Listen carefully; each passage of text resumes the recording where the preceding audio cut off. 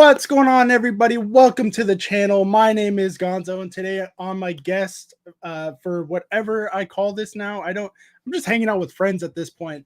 I have PokeNE underscore Pokemon. I don't know why I said it that way, but I'm gonna. It's PokeNE. That's how it's spelled. How you doing, man?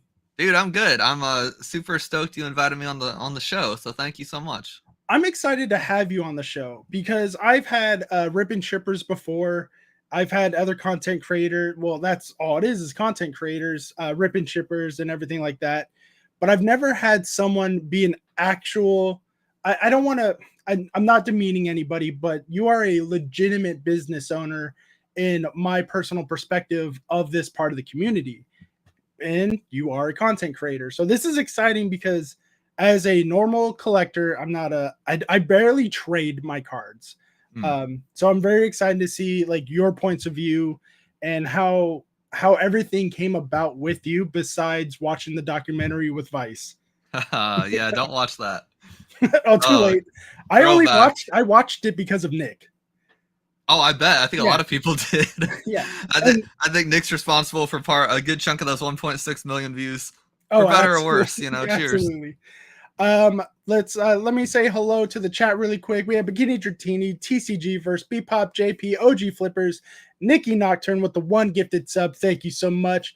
Dizzy Hippie is in the chat. Rock Sandy. Who else did I see? Chris. We've been live for under a minute and you already gifted 50 memberships. Thank you so much, my friend. That means the world to me. And that's very beneficial to you guys because I did hit 2K.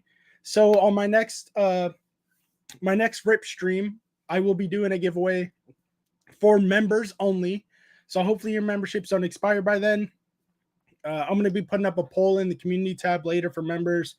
If you guys want like a modern sealed product, like a couple ETBs, or do you want a couple of bigger packs like the Shining Legends packs that I did this past weekend?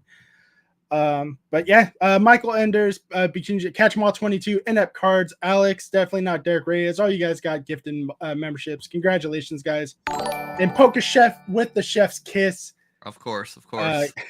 Yes, thank you so much for the $1.99. CK plays again on 2K Big Sexy. Thank you so much for the $10 super chat. CK, you beast, thanks for the support. Of course. If you guys have any questions for myself or for you want me to call you Brian or PokeNE? Oh, Brian's good. Okay, PokeNE, I have such an ugly brand name. Like it's too many syllables. It's Brian's a lot of syllables. Okay. If you guys have any questions for Brian or myself, you guys know what to do in the Q&A. Ask away. But for now, we're gonna hop into the very basic questions to warm us up. Tell us a little bit. I'm contributing, says Rock Sandy. Tell us a little bit of your history for those who have not seen the Vice documentary. Yeah, well, first of all, congrats on the 2K. I saw that like right when we were starting. That's freaking awesome, dude. Thank you so much. Yes. So the TLDR, I talk way too much, so I'm gonna try to keep it real TLDR. That's all I do is talk. Okay, good. That's kind of the Pokemon community in general. Yes. So let's see. I was kind of a businessy type kid, very like nerdy entrepreneurial vibes. Always a Pokemon fan as well. And I mean, my first Pokemon business actually wasn't cards. It was selling illegally made Darkrai's on PokeSav through Action Replays. So on Diamond and Pearl, I had like an Action Replay, this little cheating devices. And I had a program called PokeSav, and it was like it was like a back end. You remember that? Yeah. Yeah. And so I made shiny Darkrai, and I sold them on eBay for like $10 the Darkrai. Did you use the website name or anything like that, like they do now for the games, or do you just regular Darkrai name? I went through the details to make sure it wasn't like a bad egg. Like I went through Cerebi.com and I like did all the things. I don't remember too much, but yeah. I remember doing that on eBay, and I made what I considered FU money. It was probably like $100, but you know, in 2006. Yeah, but back then for Diamond and Pearl, I would say $100 in Nebraska. That's fuck you money. Yeah, you could buy a house with that shit. Yeah. You know, you could buy a couple cars. And you know, I was like 13, so I was a big baller with $100. Shit, but that was my first Pokemon business. Yeah, that's awesome though, because a lot of people, It's very similar. They're on and off throughout the community, and that's fine. It's not a big deal. It happens to everybody. Mm-hmm. But that's the first time I've heard someone say like, "Yeah, I just sold stuff on eBay." Well, and I mean, I watched the cartoon and like we all played. I met my best friends playing Diamond and Pearl. Actually, this was I was 13. Now I'm 31, so it's been like almost 20 years. And those two friends I met playing Diamond and Pearl, we're still best friends. All been best men in each other's wedding. I see them twice a week to play Super Smash Bros. Like Diamond and Pearl got me connected with my two best friends in the world. So like Pokemon's always been huge. That's crazy. Yeah. It's hard for me to say like who's legitimately my best friend because of the military kind of messed me up. Of course, I do have my best friend Damien. We met each other in the 2nd grade, and we're now 36 years old, respectively. So I've known him longer than I've known a lot of my own family. That's crazy. So obviously he is my best friend. We were best men at each other's weddings, all that. But because we were talking earlier before the chat started or the stream started. We talk very little or enough to understand like, hey, you're a decent human being kind of thing. Very laid back and everything. Because of that, I've gotten that my whole life. Like my wife hates it. Like we'll just be standing in line and then some homeless person will be coming up while we're trying to pay our tickets for the movies and just start talking to me. Bro, I have that. Yeah. And I'll just talk. Like it drives Andrea crazy. She says I have friendly face syndrome and I need to turn it down. I have a small resting bitch face and I'm okay with that, but people still want to talk to me. But it's all about how you return the action. Like, oh, like they're not trying to hurt you, they're not trying to harm you, they're just trying to make small talk. And because of that, in the military, I've grown accustomed to making friends really quick and being like, I must protect you. So like with with Nick, Roxanne, the critical hit team, like I will fight motherfuckers for my friends.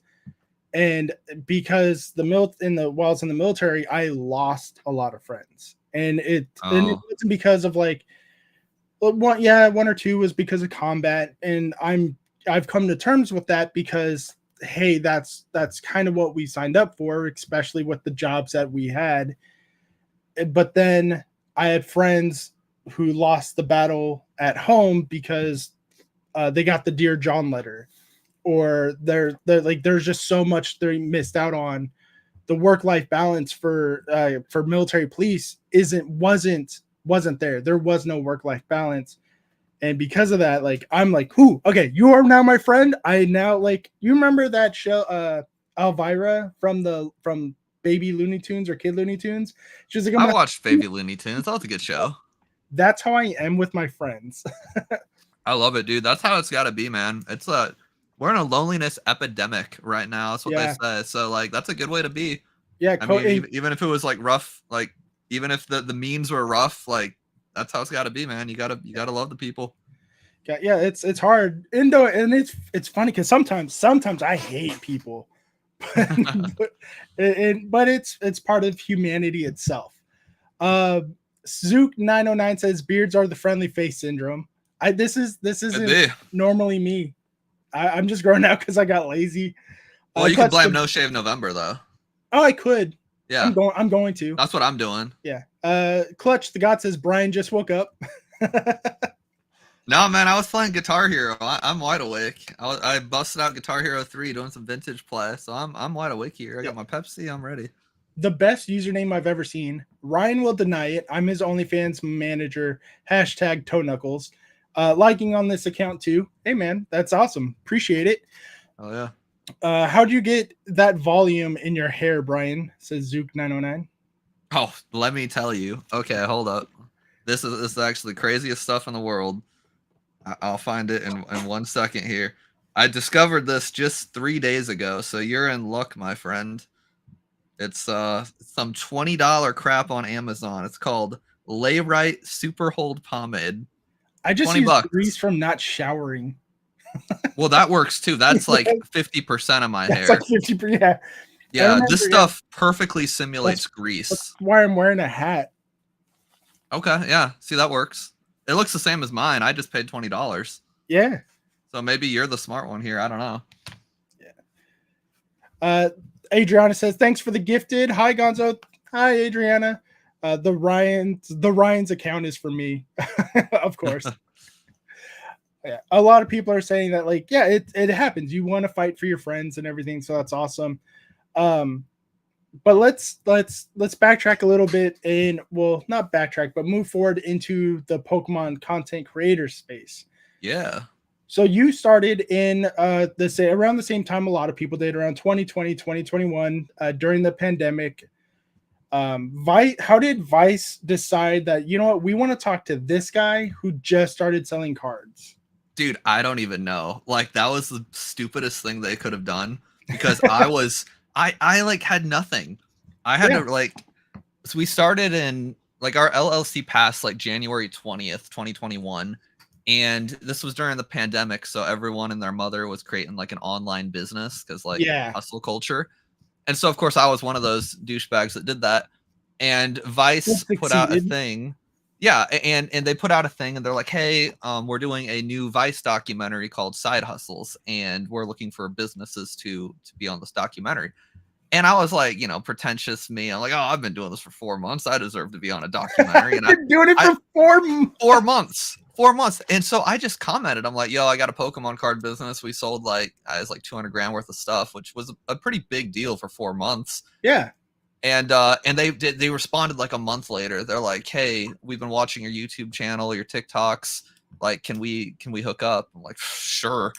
So by the time they got to my house, it was like, I don't know, April-ish or so. It's been like 4.5, 5 months.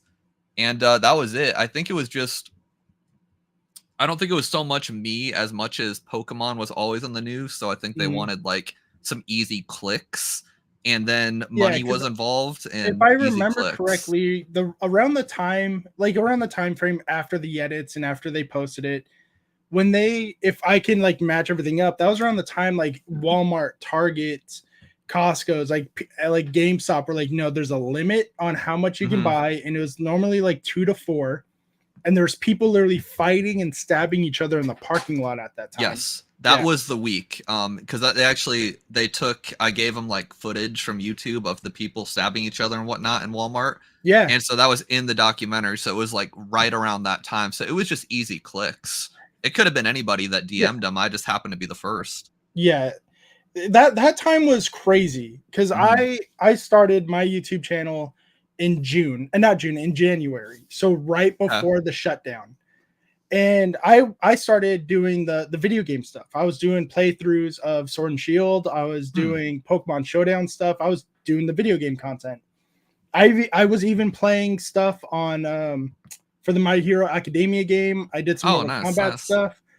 And then my wife one day, like I bought some Pokemon cards, and my wife one day was like, hey, you should open up the cards on your channel. Like, I've seen that Leonhardt guy get some really crazy numbers. And at the time, it like in 2020, at that time, it was Leonhardt, Super Duper Danny, and Real Breaking Nate. Like, those were the guys who did the TCG content. And that was, and I was like, you know what? All right, fine. And so I opened up a couple packs, and now I'm regretting not keeping some of those packs that I bought at that time sealed. I bet. But like, I also didn't know it was going to blow up. So for like the first couple months, I was like, all right, I'll just buy the packs when I need to buy them to open stuff on the channel. And because I had a lot of fun doing it. I like opening cards. I've been collecting since I was 10. And it did really good views for me at that time for a channel with 50 subs. Yeah, that's all you had to do was open stuff. Yeah, and then Logan Paul got involved with his stuff. And this is where I half blame Logan Paul, but I mostly blame his community that he brought over. Because I think from them, because they were like, oh, well, of course, that fucking nut job, who's, excuse me, naming a burp in your ear, that fucking nut job who was like, oh, that's a Bulbasaur, PSA 10's 30 grand. That idiot, his professional. Yeah. I blame that guy more. I blame him more than Logan Paul, because Logan Paul doesn't know the numbers. He just bought the case and then opened it. And then this dude was like, oh, it's this much. So all the people watching the live stream who didn't know what they were talking about was like, that's how much that card's worth? I'm going to go get some. So at that point, that's when it Good just, point. yeah. I don't think I don't even think I really like connected the dots there, but that's a good point. It was it wasn't so much Logan, it was the money involved. It was The the alleged money involved. Yeah. And then who else? Then I can't remember their names. Like stupid money bros or something like that. It's a real crazy Dumb name. Money. Yeah, Dumb Money. They bought a booster box, and that was fake from the same guy. They bought that box from the guy Logan Paul used, and it was a fake box, and they were trying to. Yeah, that was crazy. You know what he's doing nowadays? What's he doing now? I randomly looked him up. He's like kind of my what do the kids call it? My Roman Empire. Like he just randomly pops in my head once in a while. Yeah. So I looked him up. He's doing all sorts of crypto scam bullshit now. Like he's got that doesn't the surprise NFT. me. Dude, it's so on brand for what you would think this guy is up to. He just moved on to the next thing. And it is the most like cringe NFT. Some shit that be on like Penguins, Zero, Charlie. Some shit he'd do. He just did a Ty Lopez update. So very like exactly what you'd picture Dumb Money Man doing. It's so funny. And then of course Rock Sandy, the collectibles guru. That name is engraved into my mind. Yep. Yeah. So Logan Paul with his Lunchable ripoffs. Yeah, his hand lost. Exactly. Yeah. So like Logan Paul's still a dirtbag. Don't get me wrong, because he ran like he saw what was happening. He had the money to do it, and he ran with it. Yeah, so dude's a grifter. Oh, 100%. Always on to the next. Yeah. So now that's why I have a sealed collection now, because that's how my sealed collection started. Was okay. I need product so I can open it on my channel because that's what I want to do. So let me buy the maximum amount I can at Targets, at Walmarts, at whatever, because I wasn't trying to pay for that scalper prices at that time. So like I was just buying 2 or 3. I'm like, okay, great. And I'm like, okay, well, here's another 2 or 3. So it's mostly just stocking up so I can have stuff to open. And then it slowly started to calm down. And I was like, all right, cool. I have product. Looking at the product I have, I'm like, what can I keep sealed? What do I like that now? Like I normally don't invest and I don't plan on selling this stuff, but at the end of the day, it might happen. So it's like, all right, let me look at what I have. What can I keep? What do I think might make me potential money if I decide to sell? Yeah, that's a good idea. That's the only reason why I have a sealed collection at this point. It's like one of those things, like if your hobby can kind of almost pay for itself if shit hit the fan, like that's the best way to do it. That's why when I was a kid I loved Legos, because I played with them and then I sold them and bought a freaking car. You know how much it's my wife the other day, like I love Legos, so I opened up and I never was into the secondhand market of Legos. I was just like, hey, I like this set, I'm gonna buy it, I'm gonna open it and build it. I bought a Flash Lego set 9 years ago, and I just never had time to open it because my kid was born, and then I realized like, oh, he breaks Legos, so I never opened it. And my wife was like, hey, let's donate it or sell it. I'm like, oh yeah, okay, that's fine. I was like, yeah, let me try to sell it for like $20-$30, and I go online to see how much it's worth. It's like $150, and I bought it for damn, bro, yeah, a Lego investor. Okay, look, these Lego collectors don't mess around. Oh, it's a whole different world. Yeah. It's like you guys. Look, you grifters. I'm gonna look straight at you. You grifters, you lovely people. Get out of the Pokemon hobby and go to Legos. Trust me, there's much more money there. 100%. 100%. The one bad thing about Legos is that shit takes up way more space. Oh yeah. Because it's 3-dimensional. It's not like a card, but that's if you build them. The boxes too. Dude, for Christmas this year, because like now I have everything I could ever want and I don't need anything else, so I'm just straight up asking for Bionicle sets. Like that's it. I'm getting all the Toa, the Rockshi, the Bulrock, and I'm gonna have all my Bionicles up on the shelf. Like I'm stoked. Someone in Rock Sandy's Discord was talking about how he just bought a Bionicle, and he was like, yeah, I won the bid. I'm like, oh, that's cool. What was it, like $10-15? And he showed us a screenshot. It was like $75 for one that's common. I was like, fuck out of here. He was like, yeah, check out this one. And it was like $250. I'm like, for Bionicles, no one knows what those are anymore. Oh no, there's a whole Bionicle community, dude. It's just as big as the Pokemon one. They're like the Beyblade community. Yeah, it's like just underground. Like you think it's over, it's not over. I'm still getting likes on a comment I made on a on a Beyblade video that just randomly popped up on my For You page. And it was about like it was all right, let them rip. They go in, they destroy. One of them gets fucking obliterated. And I was like, I don't know anything about Beyblades, but is this a murder? Did we just witness a murder? And like 30 comments were like, yes, yes, yes, you did. And that was like back in murder. March. Yeah. Yeah, the Beyblade community is the most fascinating because it's when I felt so out of touch. Because I'll see people, they'll see my Marnie car, and they'll be like, "Oh, Pokemon's still around," and I'm like, "What the? Is it how do you actually not Marnie know though? that?" Well, you know. Yeah.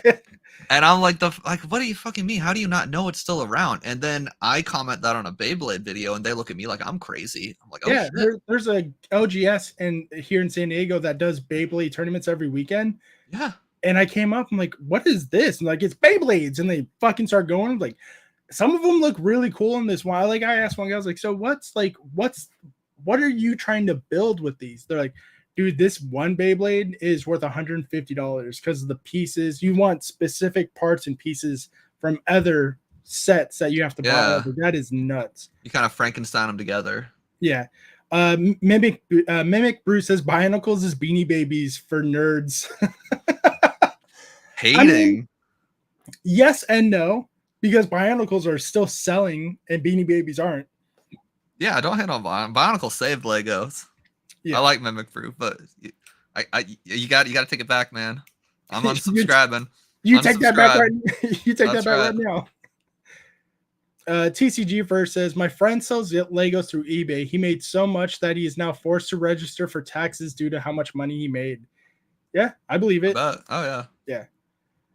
I bought my first car with my Lego money. It was great. 16-year-old me. Then I crashed it like a year later. I didn't get my driver's license until I was 21. Until I was 20. Oh shit. Yeah. It was my wife and my best friend who is from the Navy. We were talking about it last night at dinner because he's in town. He was like, dude, I remember we were driving around all weekend. We were going up to the mountains. We we're going out to dinner. And he's like, dude, you're so much better at driving now than when we were in the Navy. Because when I was in the Navy, that was the first time I was like legitimately driving all the time. So I was white knuckling it, like 10 and 2, brake.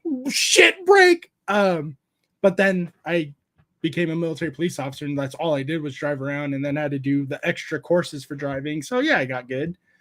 Huh. But I grew up in San Diego where I needed my skateboard and bus fare, and I was good to go at that age. Better for you. I got in 2 accidents before I was 21. So you know what? Maybe the California people are smarter. Yeah, well, depending on what part of California you're in, because people talk shit about San Diego drivers all the time, but San Diego is a transplant city. Like how many people are in here not from San Diego, not born and raised here? It's crazy because they have all the people from the military, from other states. It's nuts. It's a transplant city. I blame Georgia had the worst drivers I've ever seen in my life. Georgia. Yeah. Where are all my wood pushers at? Says Blind Casper. I don't even know what that means. I am not cool enough to know what a wood pusher is. Yeah. According to IG, they're coming back, Chris. In 1986, I got a Black Falcons Fortress for my birthday, and my pops and I built it on our kitchen table. Maybe the most memorable gift I ever got. I don't think I've ever built anything with my dad except bruises. My dad hit me when I was a kid, but growing up in the 90s, who didn't get hit by their parent? Facts. My dad was one of those, like, you have insurance, go take your skateboard and go off a half pipe. I'm like, okay. I like that. Why not? YOLO. Yeah, that's what it's like. I remember when I first got my skateboard when I was 13, I was skating around with like the older kids in the neighborhood and they had the giant pipe in the middle of the street. They were waxing everything. And I'm trying my best how to do stuff. And these guys are doing like legitimate backflips. I'm like, how the fuck does that happen? Yeah, nah. And my dad yells out the kitchen window from the apartment, go for it. You have health insurance. Legendary. Yeah. Smack Daddy says, hello, Gonzo. Hello, Pokani. I was there in 2022. I don't know what there is. She probably means Georgia. But let's okay, let me slow my brain down a little bit. I feel like I fidget with all kinds of stuff. Hey, I got a fidget too. Got a Yeah, good little click to it. I got yeah. Let's talk about your business side as of what's going on compared from now compared to those 4 months when Vice showed up. Because in that documentary, you had like a safe and one bookshelf from what Yeah. we saw. Now you have a whole house full of product and distributors and deals and other things going on. Well, how's that going for you? Yeah, we're the real deal now. So the Vice thing, like our sales were pretty impressive and we were doing quite well, but like ultimately we didn't have a lot of legitimacy. It was kind of like it was very much like every week it was just struggling to find product to sell and making sure I didn't get scammed. And that was kind of like the week to week thing. Yeah. One of my distributors just decided to ghost me, and I remember flipping out because he was the only guy I knew. And so I had to go back on Instagram and go through like the rigmarole of finding a new Japanese guy. And it was just so like so jungle gym together and sketchy. And that's why I still was a realtor at the time. Now it's like, I've made it so I really can't fail unless Pokemon fails. I've got Right. 5 Japanese people, 2 Koreans, Indonesian, a Thai, 2 folks from China, and then 2 English distributors. So I'm pretty well protected as far as like supply goes.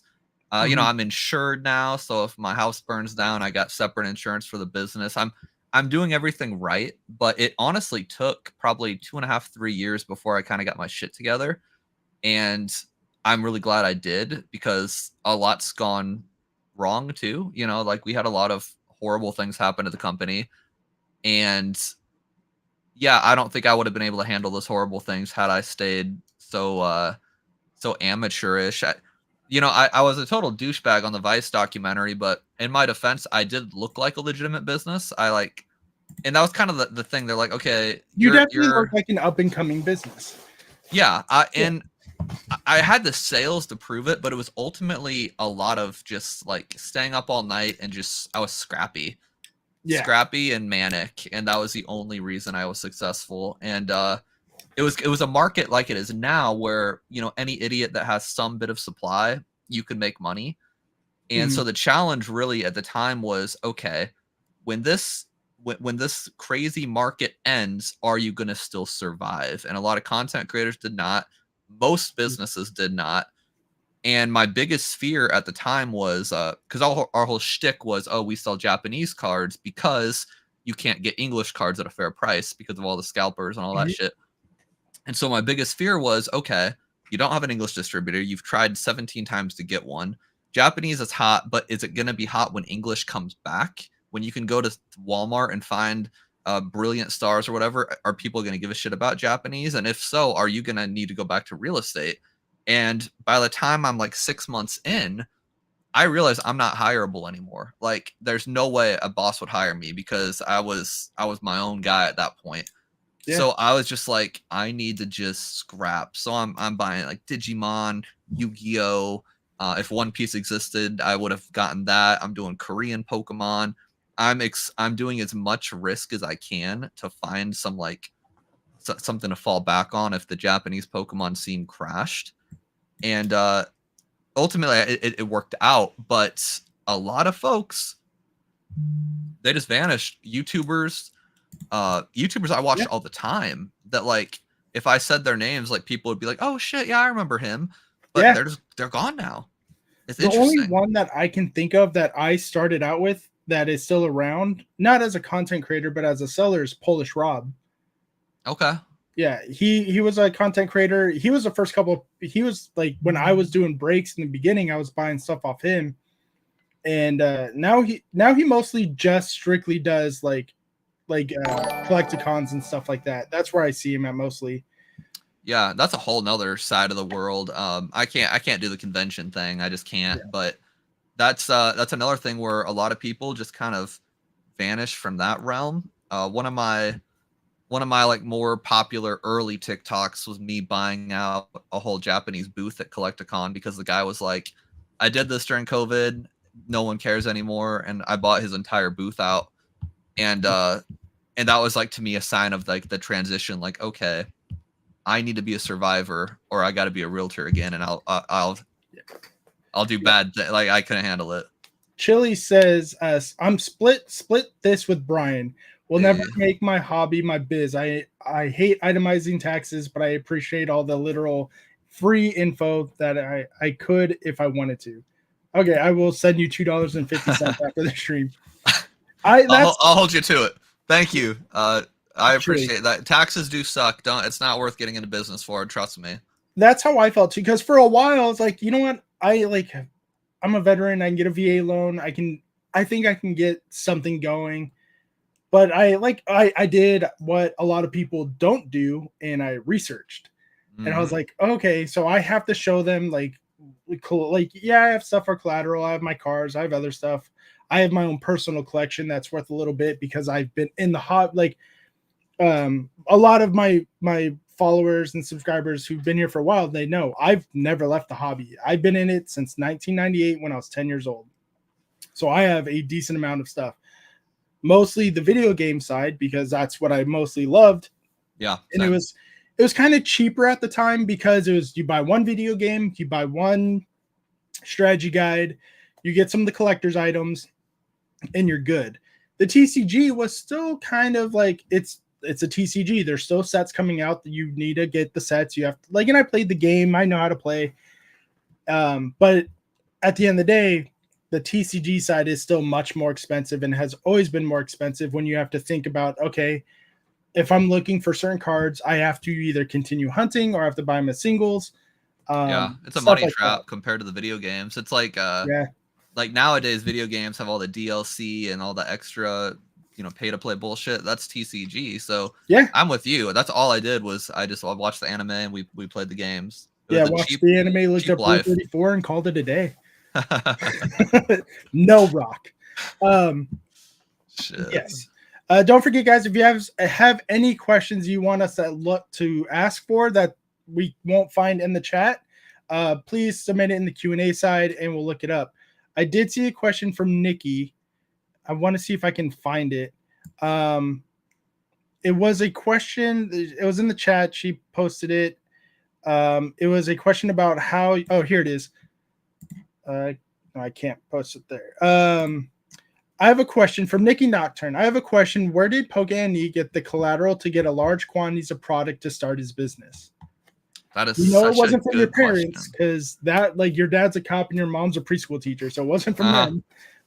So it's actually funny you asked that because literally yesterday I posted our whole start to finish. Like, watch it after the live stream, but because a lot of people think it was daddy money, and so if you watch my last video, I've been documenting my process since 2021. I took 10 TikToks a day because I'm obsessive, and we started with it was 3 boxes of Sky. Well, it was Charizard promo cards I bought on eBay. I bought 100 promo cards for it was 100 promo cards for like $1,200. It was like $12 a card, and I could sell them in the US for like $25. Yeah. And $1,000, I mean, that's not that much money if you've been saving up. I did a lot of eBay sales, so I had $1,000, and so that's how we built like the initial capital, was just selling these promo cards on eBay.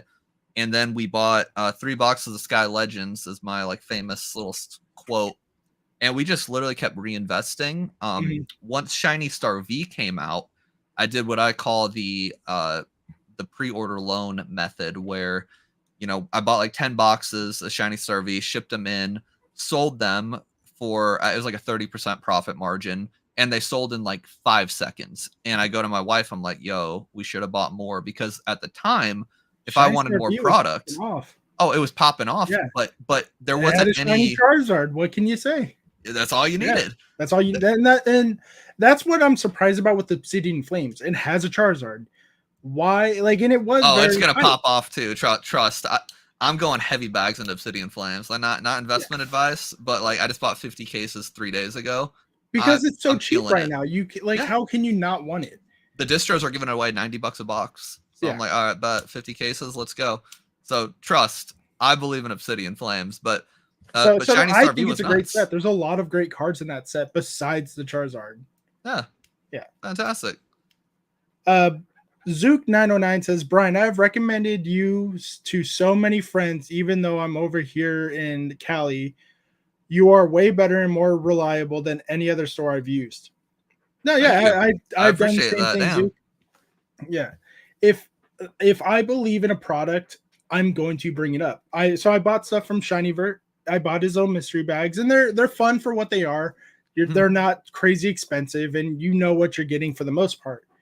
I've said it when I've opened product I bought from you on my live streams or in videos or on Instagram.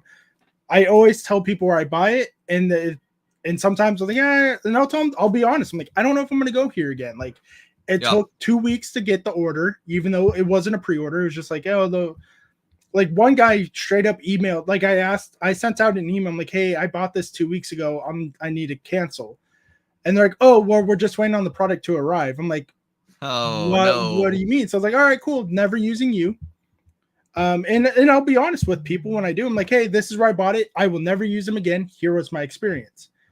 For you, for ShinyVert, for other websites that I've used that I continue to use, it's you ship properly. You ship.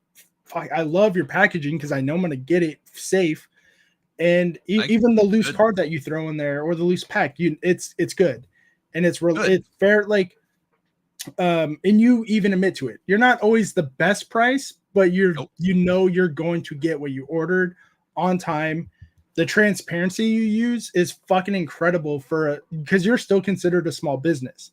You will tell people, I am not going to put up more Prismatic Evolutions or Terrestrial Festival because I do not like. I know I'm going to get it, but I'm being safe for you guys.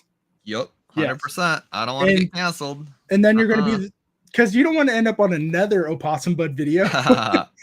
Like, no, the last one was good. Me and him are tight. I give him product. We're chill. I don't want to be on his bad side again. Well, then that brings me to your critiques and criticism. You can take them. Oh God, I'm the only one that can take them. I swear to God, my goodness. Man, there's soft people in the Pokemon community. Anytime money is involved, like there's other content creators who don't sell, they don't do anything. They're just the investors. They cannot take criticism to save their life. No, it's just cringe. It's like, bro, it's so bad. Like, some of the shit was funny. Like, some of the shit people say. Like, if it's not funny, I'll fight right back because I don't have a PR team. Maybe Brew, how dare you? Yeah. If it's not, like, I'll fire right back. So there's no HR at pokene.com.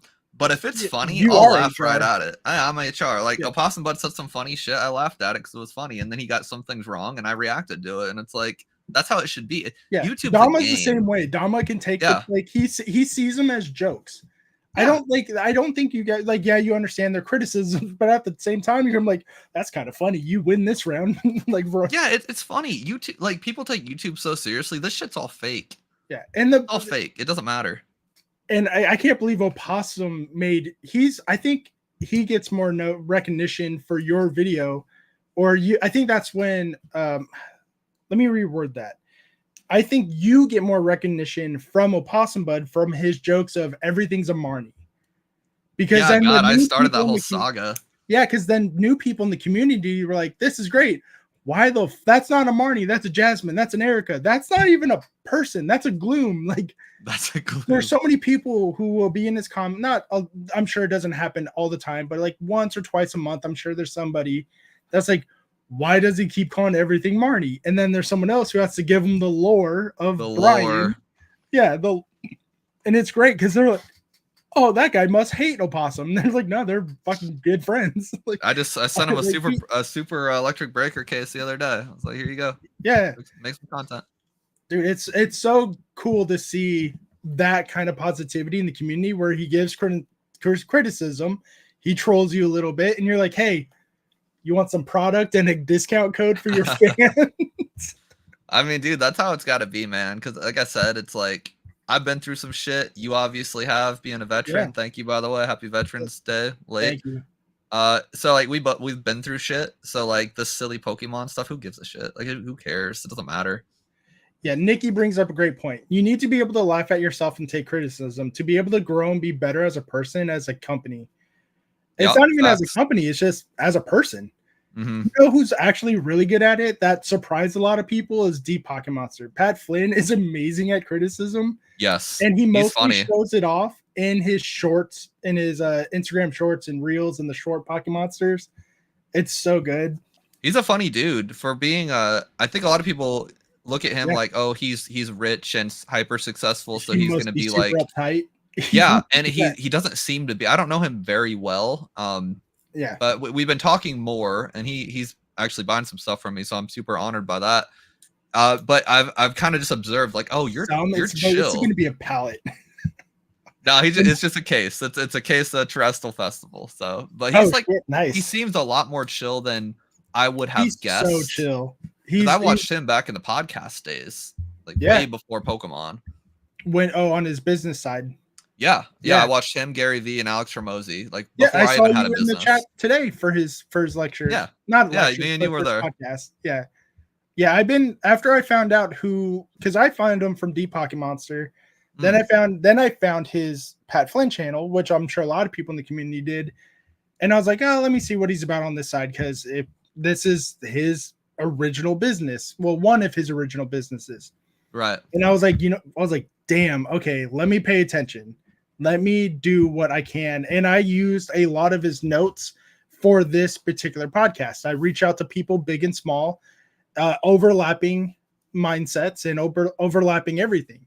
And that was one of my topics that what he talked about today was the overlap. Like, you and I we're in the Pokemon community, but I'm a collector and you're the seller.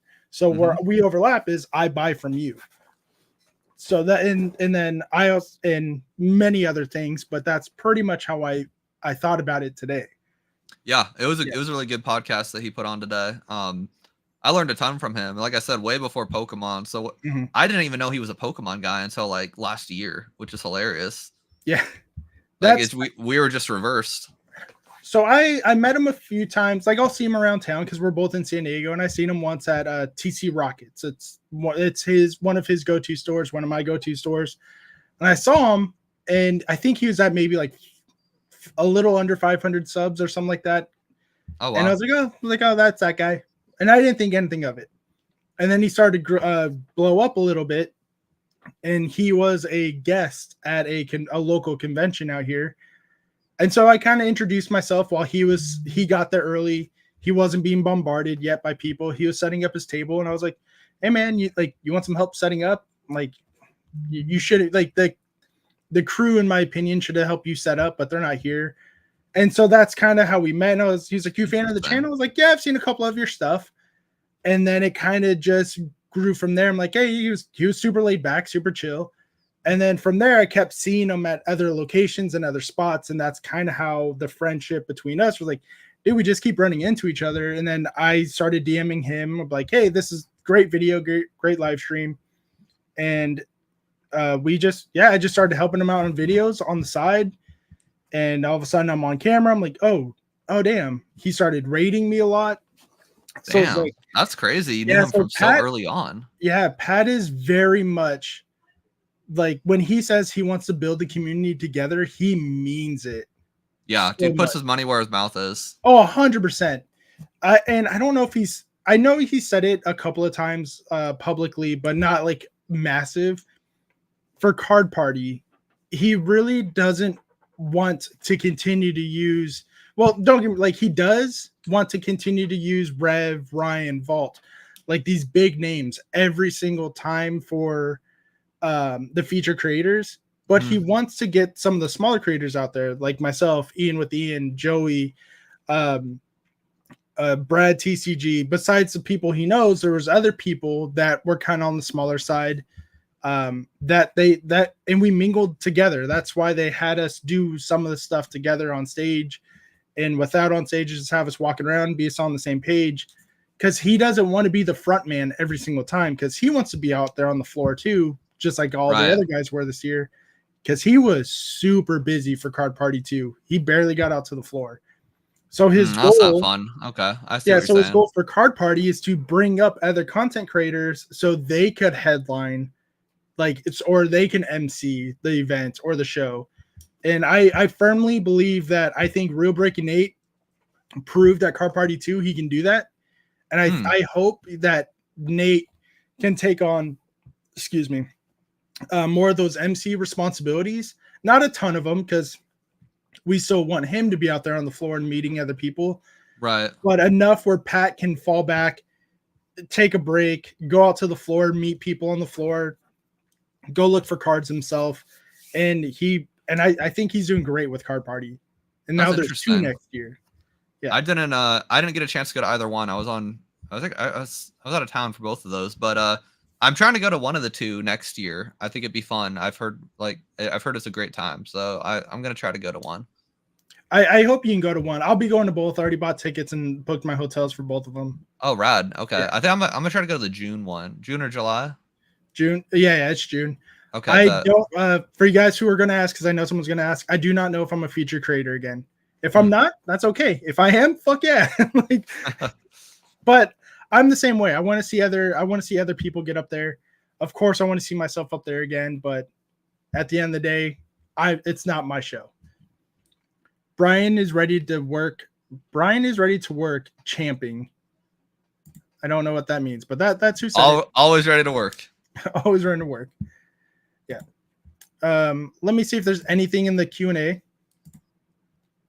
We have one question from the Q&A right now. Don't forget, guys, if you guys have any questions you want us to read out loud that might get lost in the chat, throw them in the Q&A. From the Big Potato, question. For the international Pokemon set, do you guys think Team Rocket will be a specialty or main set based on the current layout we have for the upcoming sets in 2025? I have thoughts on it, but you are the guest, so you can answer this question first. Let me know if you need me to read it again. Yeah, the pessimist in me says it'll be a specialty set and Pokemon will F it up, but I think based on the fact that we're already getting Prismatic Evolution, I would assume it's going to be probably I'm leaning towards a main set, but again, just because it's so special and like Team Rocket, it wouldn't shock me. I would not bet a lot of money that they're not going to do something goofy with it. Like I could very well see it being a specialty set just because of how iconic it's going to be. And for whatever reason, iconic sets like that, Pokemon Go, 151, Prismatic Evolution, they seem to go towards the specialty set side of things. And honestly, I don't know why they do that. It must make them more money because of all the BS products they can come out with. But like for me as a business, just shipping the bullshit poster collections and binders, I hate that.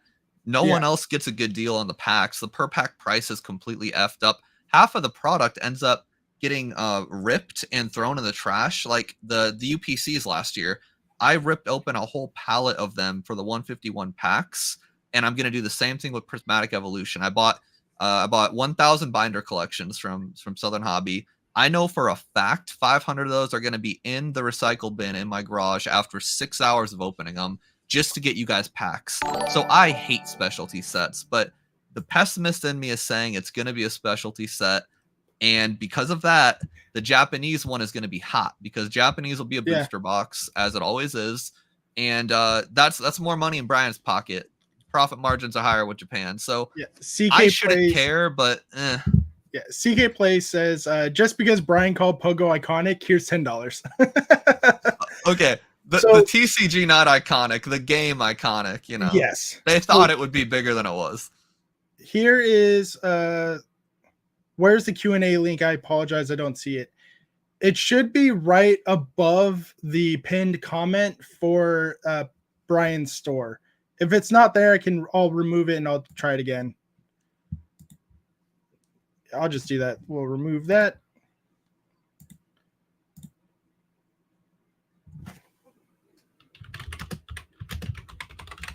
Ask us. I posted a new one. Let me go back to live chat. So I think that's awesome that there's a lot of people who agreed with you that it's a specialty set. I don't think it's a specialty set. I don't think it's going to be called. I know it's called Team Rocket something. That's what the name's already been leaked because people can't keep the glory of Team Rocket. Yeah. I don't think it's a specialty set. I think it's the start of the new gimmick for year 3. Year 1 we had the EXs and we had the terrestrialized Pokemon, And that's great for year one because that was year one. Year two is the stellar Pokemon. Mm-hmm. I think the gym trainers coming because there's more than just the Team Rocket Pokemon in the set. There's N. There's we saw a bunch of other trainers for the Battle upcoming Partners set. is another set. Yeah, for the set from Pokemon Worlds, we saw them in the trailer. We saw Red. I think we saw Red. I don't remember who else we saw, but we saw them in the trailer. I think it's just more like it's going to be like Lieutenant Surge's Magnemite cards, like Gym Heroes, Gym Challenge cards. I think it's those. I think that's going to be the new gimmick for the year 3. So I think that's reasonable. That's a reasonable theory. So I think it's going to be that's just what it's going to be in every set from the rest until Gen 10 comes out. Yeah, that seems very reasonable. I hate being like a middleman, like, oh, it could go either way, but like I wouldn't bet money on either one. 100%. I'm leaning towards specialty set, but I'm not enough to like bet more than $100 on it. So I hope you're right. That would be better for the public. I hope I'm right too, because then I can tell my wife I'm right. And that's a good feeling right there. Yeah. Vincent wants to know, Pika is too high, right? Yes. I think so. High. I think it's tripping. And I think it's too high, and I think it's all because of that PSA 10 that was on eBay over the weekend that we all talked about. And I think Dama put it best in his video when he talked about it. People saw how high people are willing to pay for it, and the newer people in the community think that's what it's worth. Yeah, they don't know. Yeah, they don't know that it's a troll account. They don't know that people are going to redact it. They don't know about shill bidding. So it was just it's just an unfortunate circumstance. I think personally, a PSA 10 should be a $300 to $400 card, not $700 raw that I've been seeing lately. Yeah. Let me check the Q&A. Hopefully there's more Q&As going on there. Okay, we had a Q&A from Chili Bruh. They expect people to buy 60 to 70 boxes or more if they're rumored to be 32 SARs in Terrestrial Festival. 60, God, you probably need like 200 boxes to get them all. Oh, more, yeah, at least. Yeah. I mean, they don't care. I mean, they most people are just gonna have to trade and buy from TCG Player, but I don't think Pokemon cares how many boxes you buy. I just think they want it to be never ending. I don't think Pokemon intends anyone to finish a master set. No, but people do, because some people have the money to throw around. But I think they want like everyone to be constantly searching.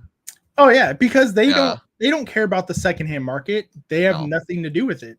If like when they go to your store, because the money they make from you is what money they get split from the distributor.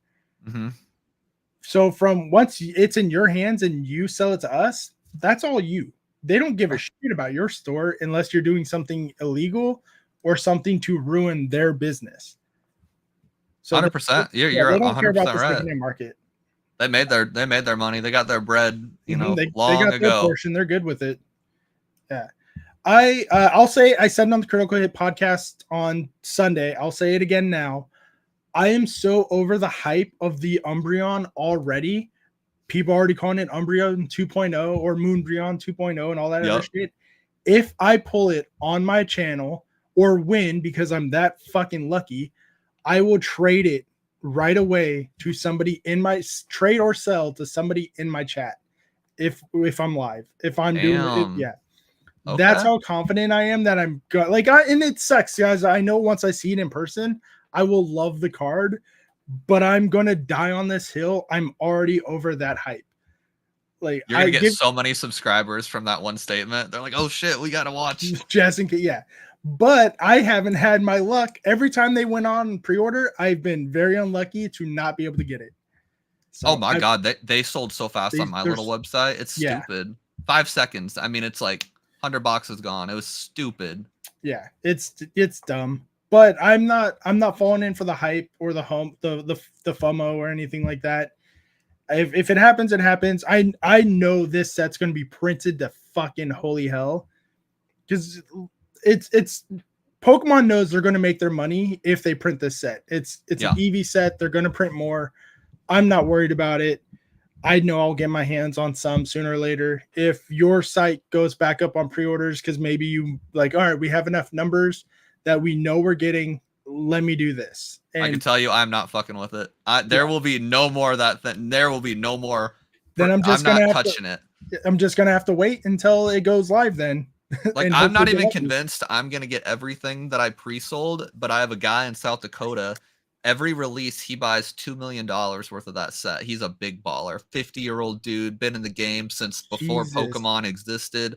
This guy's a big baller. He'll get probably $3 or $4 million of Prismatic Evolution.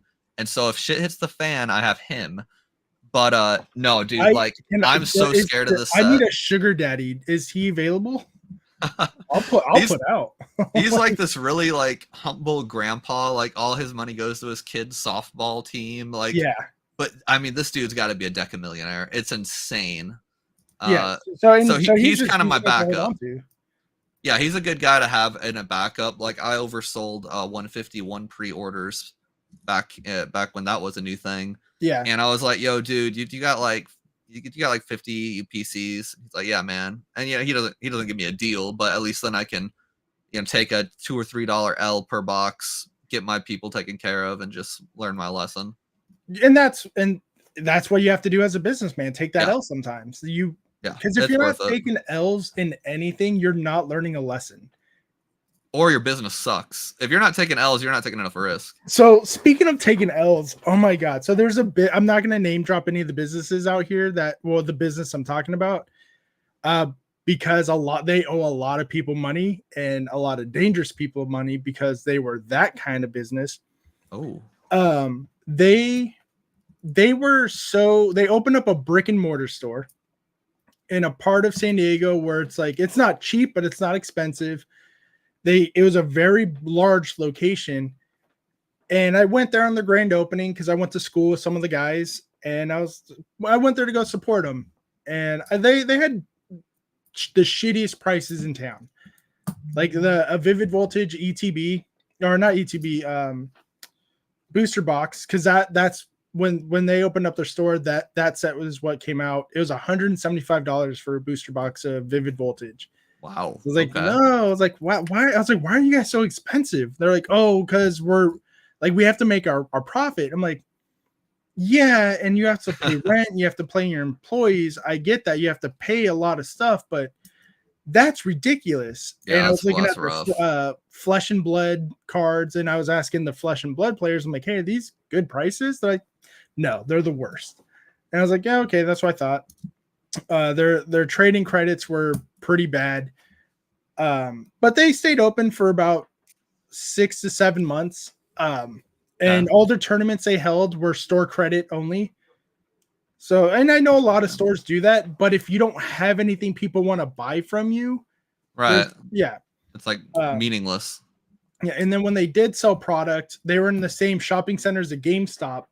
So they would run over to the GameStop, buy whatever they can over there, and then run back over to their store, put it on their shelves, and then mark that's wacky. They didn't have like a distro or what? They didn't know. Like I asked them, I was like, "Where's your distro coming from?" And they're like, "I was like, how long do you have to wait on it?" They're like, "Oh, we just buy from some guy in LA." I was like, "Bruh." What? I was like, "You guys opened up a fucking card store without a distributor." They're like, "Oh, what are they really selling?" Yeah, exactly. What are they really selling? Because that's expensive. A brick and mortar store. Yeah, and it's a 5-year lease typically. That's typical.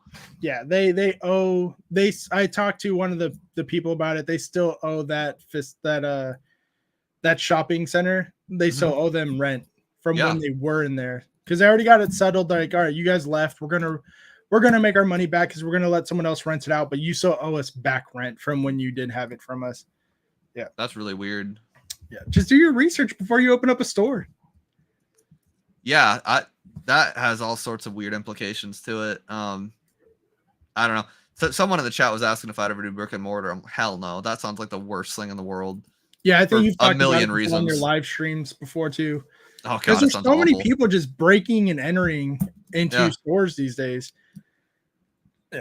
Yeah, that's just one element. Like the whole thing just sounds horrible.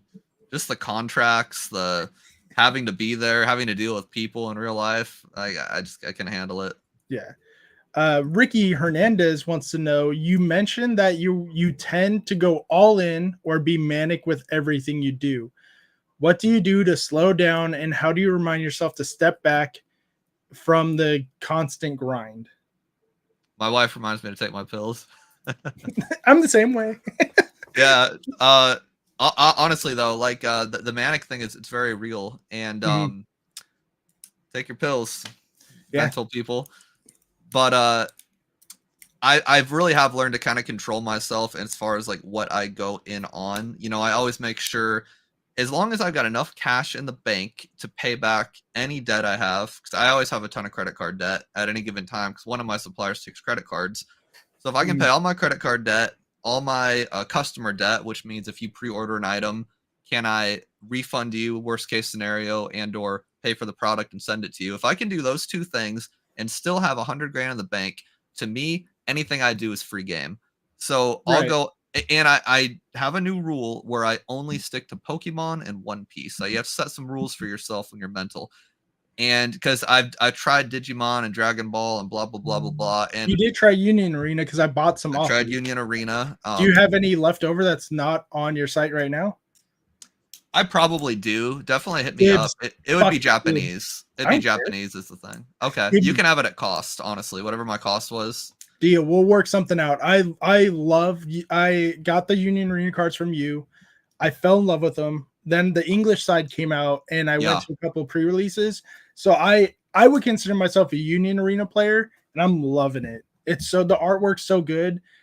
Yeah, it's fucking peak. See, I would go in on it on English because of the playability, because people do enjoy the game. But since I'm not brick and mortar, Southern and Peach State can't sell it to me. So all I have is the Japanese version, and the English version kind of killed my market. Like no one wants Japanese now. So I don't do anything outside of One Piece and Pokemon. I'm done. So those are my rules. And so far that's been going good for me. You know, we'll see. Yeah. JB has a great question from the chat. How do you get distro? He did fix it earlier, not distress. How do you get distro without a brick and mortar store?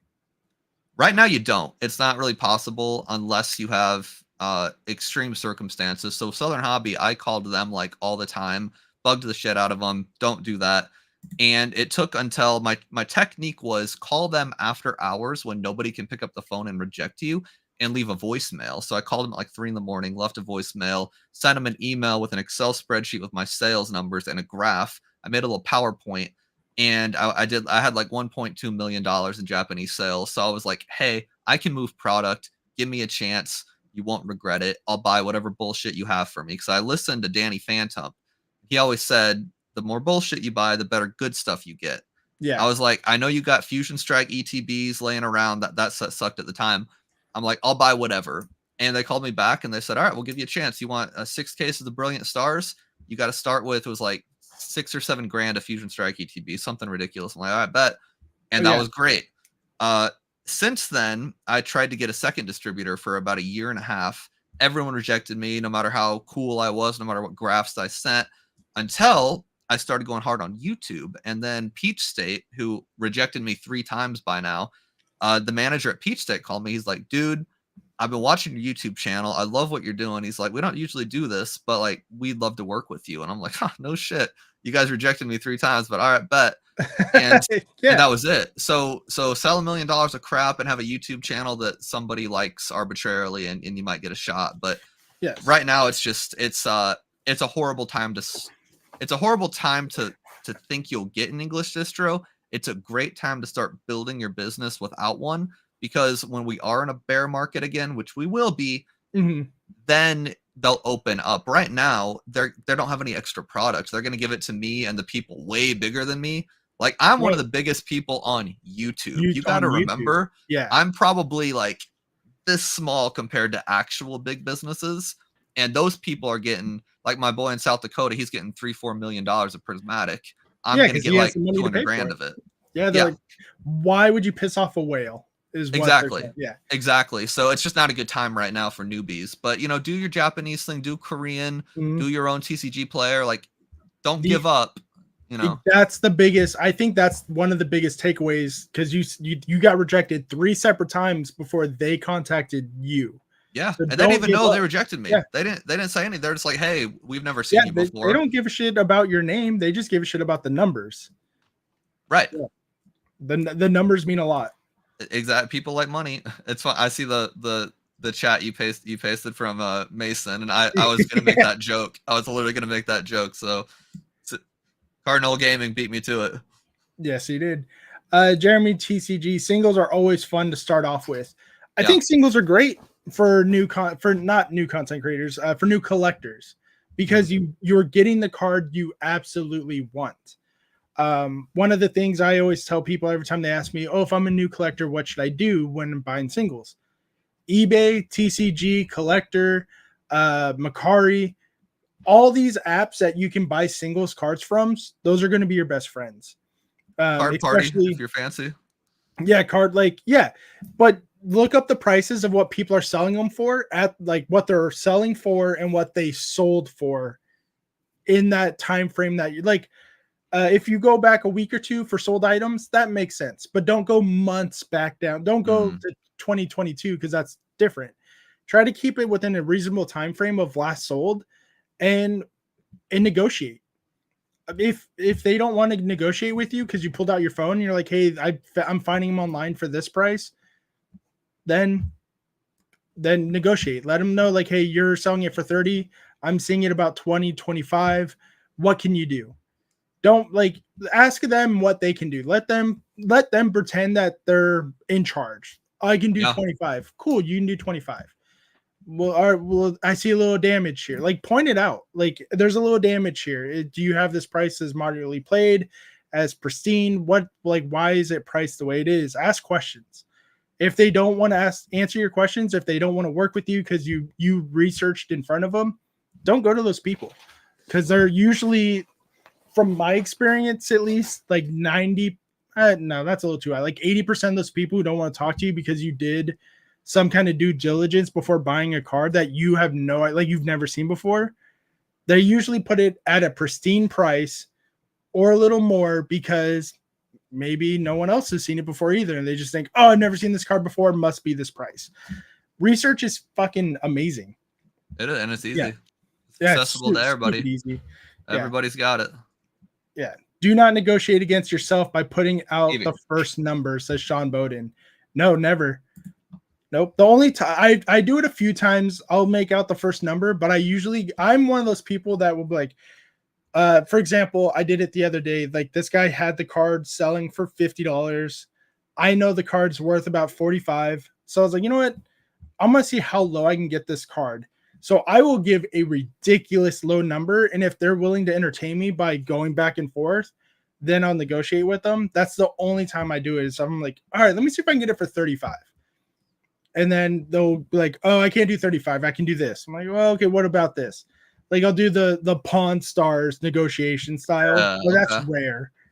And another great way to get a good deal on singles is not doing it the Twice Big Jake way by hoping they don't know what they have.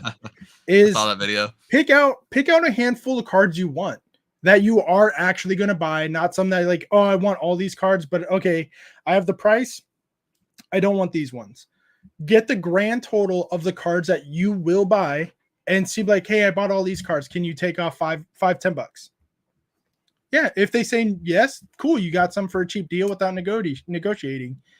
And sometimes you take off that $5 or $10. Sometimes those cards are worth that. So then you're like, haha, I got that card for free. Fuck you. Like, you just have to think about things in a positive manner sometimes to make yourself feel better.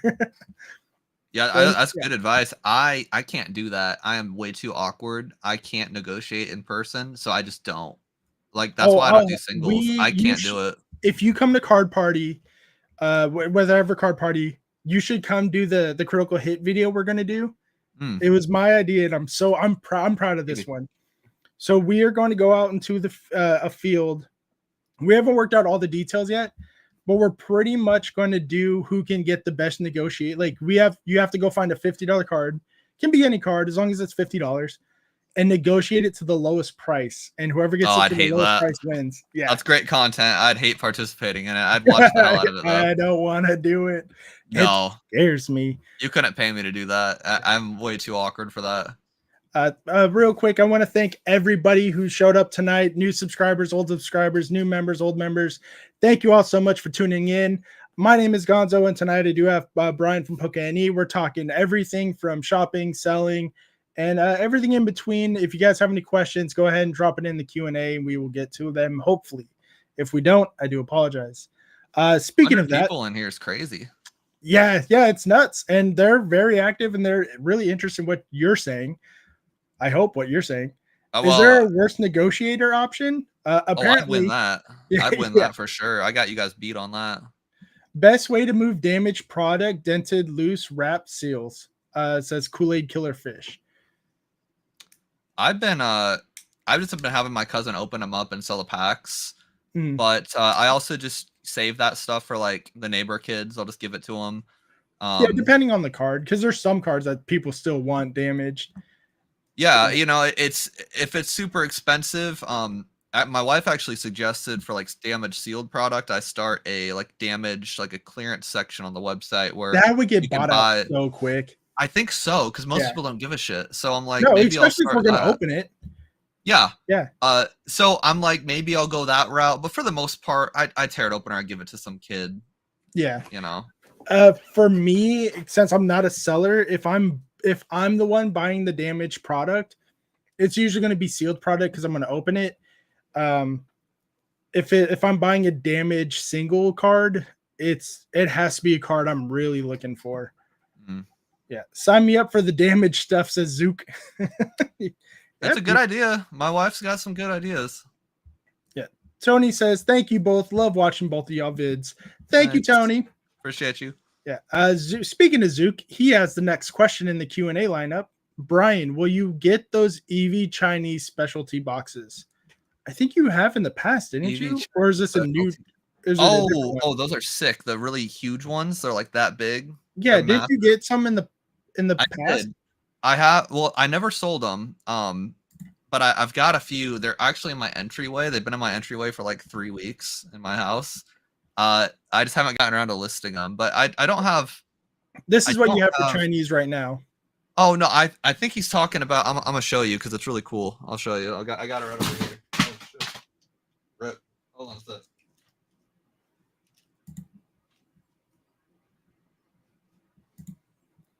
I'm really excited for some of these sets. Twilight Masquerade, One Piece. Whoa. Oh shit! Hold on. I think we just found a Possum Bud's newest video. Look at that thing. I assume he's talking about these. Yeah, these are huge. That's massive. Yeah, so I got Vaporeon and Flareon in my entryway.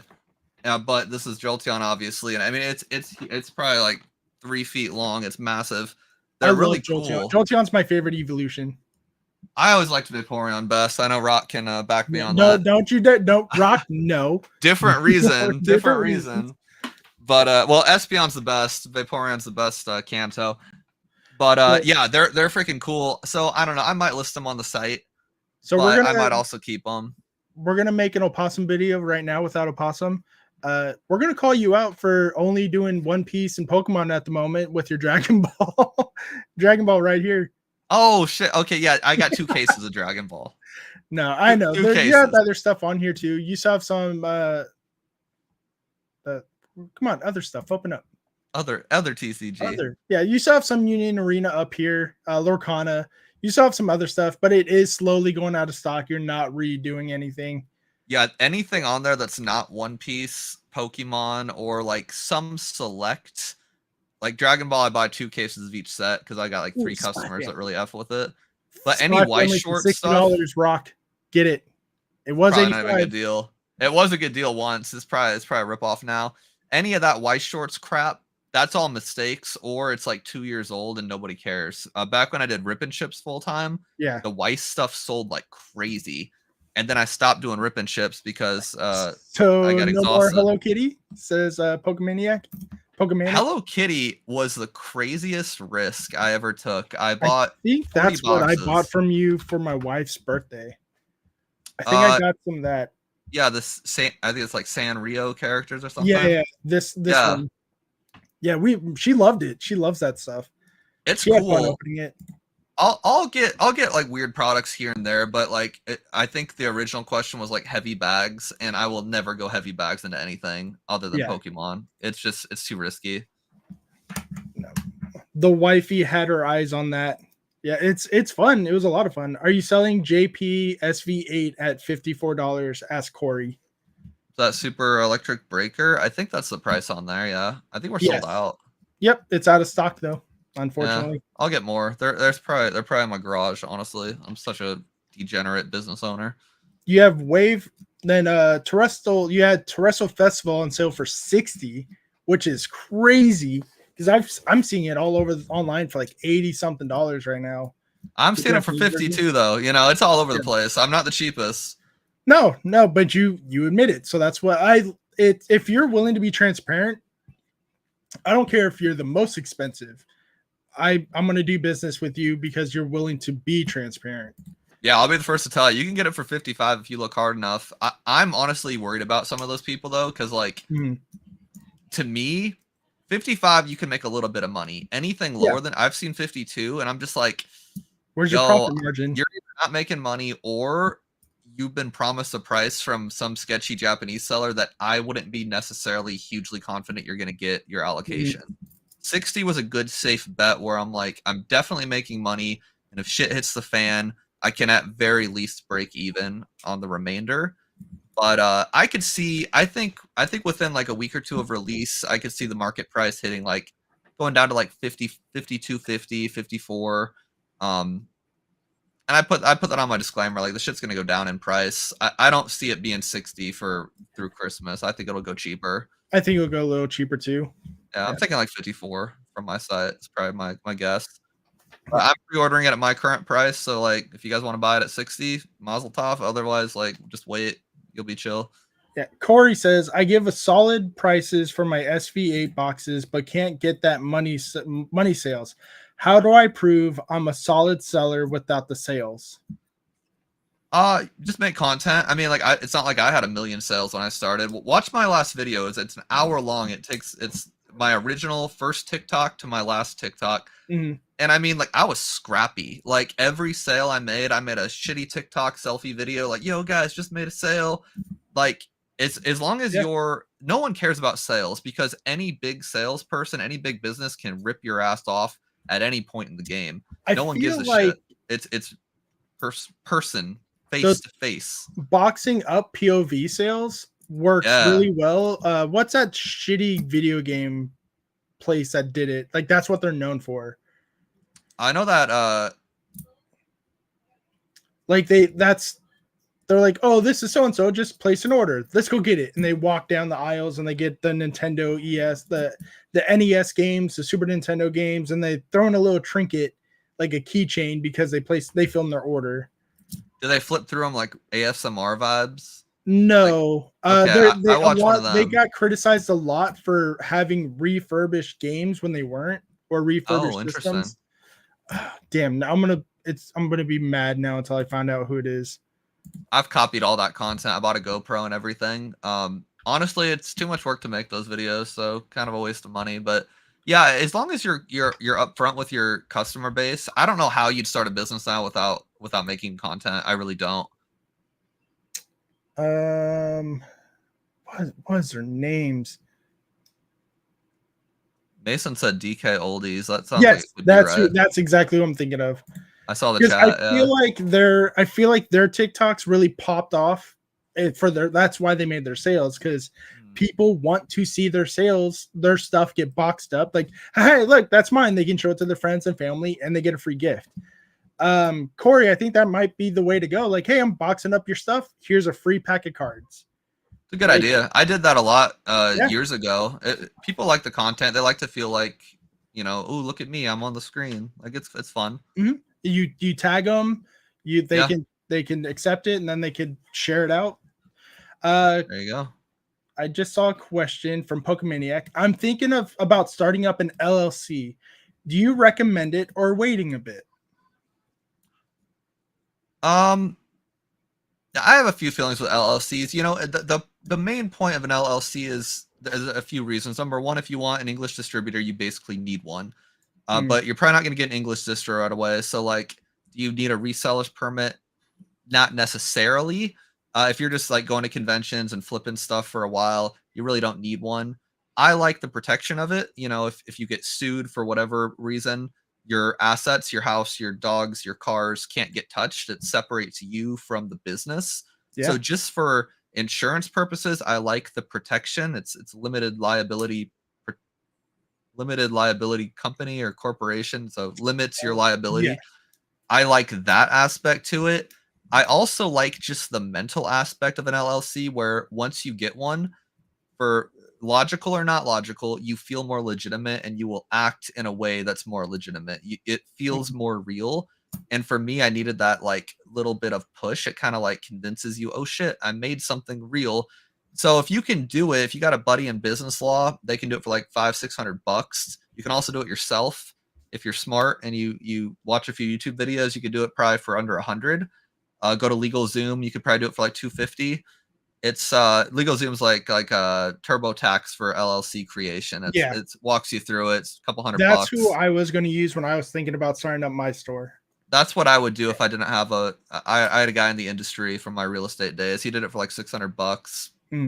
I don't know. I'd recommend it. I think it's a good call. Yeah, Knox Play says this is for the advice for earlier. Mass-produced videos, spray effect. Don't worry about being perfect. No, Deep Pocket Monster puts it best. You have to cringe before whatever he says next, but it's essentially put out content. The more content you put out, you have more out there for the world to see, and you'll naturally grow with it. The more you're willing to put in the effort, your confidence grows exponentially. Yes, that's crazy. Polka Ghost says engaging with your audience is always going to maximize your crowd. Facts. That is the best. That's how he puts it best. Yes, I guess so. Close. Sometimes. Something like that. Yeah. Brian, will you ever make a mystery box? If so, sign me up. Don't do that. No, I've made it very clear in many videos. If I ever do a mystery box, it'll be like a meme. Like it won't even be a real thing. It'll just be like a funny video I make. Make one and sell it to Nick only for April Fool's Day. Yeah, I guess I would do a mystery box for content creators if I want them to like shout out my store, but I wouldn't sell it. I would give it away. I don't believe in selling mystery boxes. No hate if you do. Don't freaking cancel me, triggered people. I just I don't see any upside to it if you're already making ass loads of money. Like at best, there's no reality that exists where everyone's going to be happy, and the people that don't get like the best prize, they're going to call you a scammer. And the people that do get the best prize, that cost you money. So there's really no win from the mystery business boxes either. They're a lose-lose situation. Yeah, I don't get it. Yeah, I really don't. I don't get it. I have absolutely zero. I will never do it. But it's terrible because I'm part of the problem because I do buy some from time to time. Like I said, I buy from Shiny Bird every once in a while. So and he's a great dude, by the way. Yeah. Like I met him at a Collecticon. We walked around for like 6 hours together. Like I got no hate to the people. I just don't get it. I mean, if I can sell a couple $1 million of freaking sealed V-Star, why would I make a mystery box? Yeah, too much work. Over here on the Q&A side, we have a question from Chris Klein. As someone with very modest sealed collection, I like to shout out Brian for a quality service. Do you have any kind of collection yourself? Do you not like to get high on your own supply? My favorite line from Kendrick Lamar is, I don't smoke crack, I just sell it. Kendrick's a great businessman. No, I have a very small collection. I had a huge collection as a college kid, and then I sold it all to buy guitars and watches and shoes. So that was really smart. He was a college student. He also bought weed. Don't let him fool you. Yeah, I've never smoked weed. Really? Yeah, with that hair? Nah, dude. I got, like I said, I got that bipolar thing. Dude. That shit mixes with the meds. I can't do it. I think it would kill me. Oh, I was an alcoholic. Well, I guess I am an alcoholic. I'm just in recovery. That's the best way I can put it. Because once, like, I'm an alcoholic, I'll admit it. So yeah, drinking and taking meds was wild. Yeah, I don't want to touch it. Like, I'm afraid of that stuff. So I never did either one. Nope, not me. Yeah, I never learned my lesson. I had shopping addiction problems. Like, I have that now because I'm sober. Okay, yeah. So you replaced it with shopping addiction. Yeah. Yep. Yeah. Every vice gets replaced by a different vice. So my thing was shopping. I was always really good at making money. Like, I went into college with like 25 grand cash, and I made it all myself on eBay, and then I spent it all in like 1 month. And so, like, I try not to buy much of anything. I only collect really like rare, random stuff that like only vendors get. Like, through my distros, they'll hook me up with random stuff. And then, like, kind of like my grail right now is getting that that Pokemon corporate box they gave to like the executives for like the 20th or the 25th anniversary. It has like the Chansey that's like drawn in marker, and it has like the. Sorry, I just read Chris's comment. What is it? Oh my god, that comment's amazing. Super chat. Did you walk around with Vert because you thought he was lost and you're trying to help him find his mom? Also, what kind of guitars did you have? Some sick ones? That's such a good super chat. If Vert was here, you'd be like, I hate it here. I hope he is here. That's hilarious. That's so good. I'm happy with that. I love that. I'll give that one a like. What kind of guitars did I have? I wasn't like a sneakerhead or guitar like guy. Like, I think I just kind of bought whatever was cool. Like, I had a nice it was like an Angus Young SG replica. It was like 3 or 4 grand. It was nice. I had something like $2,500 Les Paul. I bought a Flying V because I thought it looked dope, and I had one in Guitar Hero. I bought all sorts of like just stupid shit that I didn't need. So like the TLDR, I don't really buy much for myself. Chris Pye says, I can confirm I witnessed Pokemon helping Vert find his motorcycle. Actually, yeah, Chris Pye was with us. All three of them. We went out to dinner and everything. We had a good time. Oh, Vert knows how to have a good time. We witnessed it at Card Party. I heard he told me he had a pretty good time there. Yeah, he had a good time. He has signatures of other content creators on his car. Oh, that's awesome. Yeah, he had them sign his car. Flying V is sick. It says Poke Ghost. It was cool. Thoughts on all those test cards coming out of the woodworks? I mean, I have no thought on them, to be honest. I think those are more like, as soon as they got released, you know they're going to be for the money people, or not for the money people, but they're going to be for people who have the money to spend on stuff like that. As a collector and someone who's been in the hobby since for 16, 17 years, I wish I can get my hands on it. But even if we weren't in a hype, we weren't in a boom, if the 2020 stuff never happened, I still think those might be cards out of my reach. Yeah, that's fair. Yeah. I knew about those way before they were like mainstream. We all know the guy. I'm not going to say his name though, but he showed me a video on his phone of them going through them way before like this was like in the news. Yeah. And that's what I decided. I'm like, I want those. And that's something I would collect. Like, for my collection, I'd buy stuff like that, like weird stuff. Yeah, I would too, because I think it's a lot of jealousy in me too, though, because there's a lot of stuff that I can't get. I mean, they're definitely cool. The thing that I don't like about them is it's such a closed loop, like such a closed market, that you don't know how many actually exist, and you don't even know how to buy them. Somebody does. Yeah, somebody knows. They've got all of them, and they're trickling them out clearly because there's a new alpha, beta, zeta, treta. There's a new thing every other week, or at least there was. So I'd get them. I will get them, but like, I'm gonna wait till I'm 40 years old when they're all out there and there's like a known amount. Yes, that would be my thing. Chris says, I have a Sinster Gates Dark Knight custom 1 out of 100 already selling for $7 grand. I'm assuming that's a guitar. That sounds sick. I need to Google what that looks like. Only Vert's car would be improved with SIGs. Keep rolling, Corolla.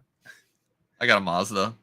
I have a Mazda too. I have a the Sportage. I have the Sportage.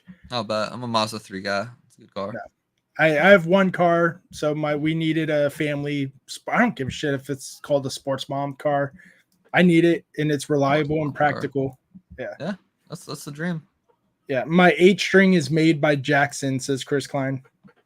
I wish I stuck with guitar more. I used to be pretty good, honestly. Fell out. Yeah. Send me a pic. That sounds sick. He's of the guitar, Chris. Of the guitar. Of the guitar. Thank you.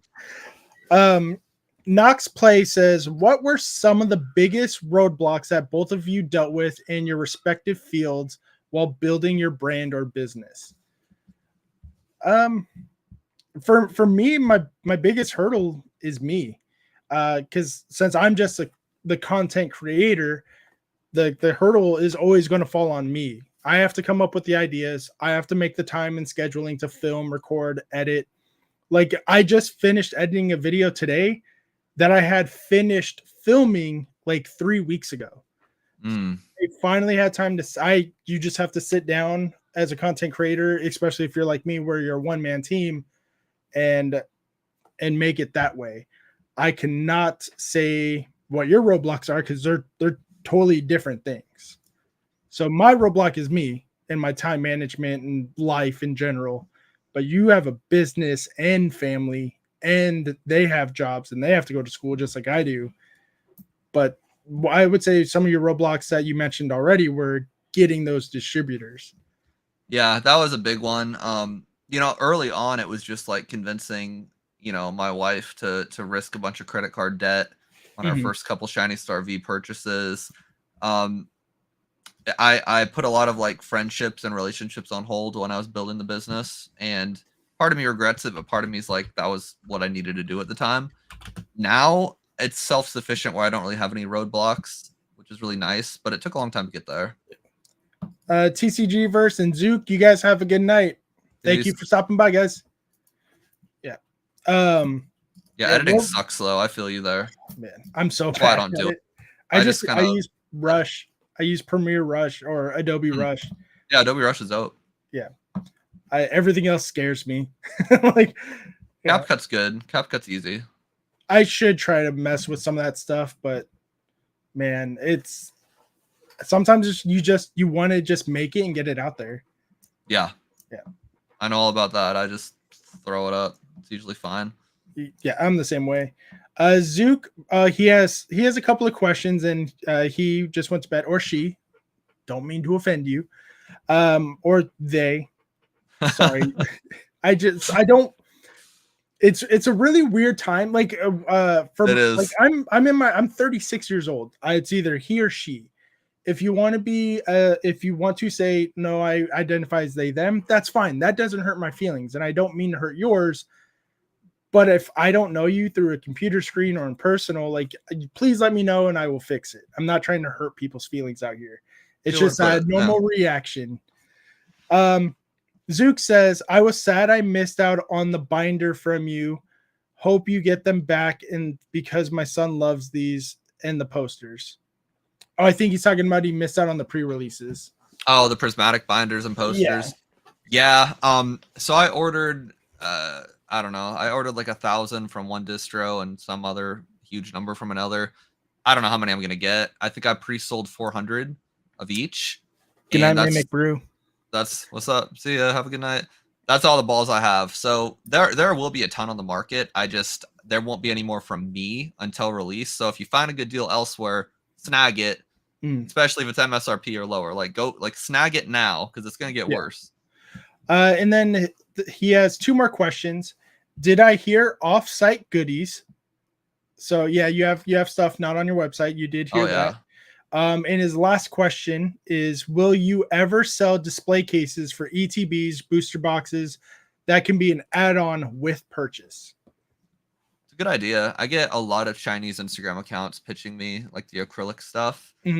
It's all too bulky. Like, because it's like plastic, it can't be folded down, and it's for the amount of bulky like square inches it takes up for the low price. It's not worth my time being in this little tiny basement. Like, A booster box takes up the same amount of space, but it's $150. An acrylic case is like 18. So yeah, until I'm bougie and I have some big ass warehouse, like probably not. If you want to get some really good acrylic cases, Target has them.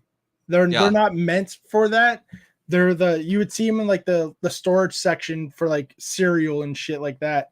The little small ones are perfect for ETBs, and you can throw a booster box in there, and they're airtight because you got the little button. Yeah, that's what a lot of people do. It seems to work. Cases. Yeah.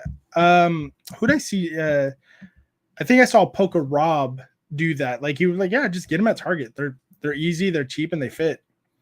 Yeah, I know. Like Robo Skills, his whole ETB collection is just like Target. Yeah, that's where I saw it from. On got the whole freaking wall of it, so that's all he does. If it works, it works. It's not stupid if it works. Yeah, facts. That's what I would do if I was shopping for them.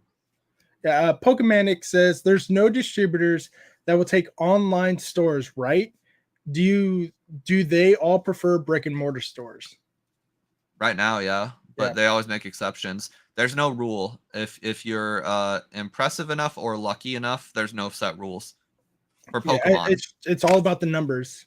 Yeah, there are set rules for other TCGs, like Union Arena, for example. Literally, Union Arena does not allow distributors to sell to online-only stores. Yu-Gi-Oh! The same way, Magic the same way. I can't get that stuff even from my distributors. But with Pokemon, no matter what they tell you, there's no actual rule. Because if there was, I wouldn't be able to sell it. You wouldn't be here. Yeah. Right, exactly.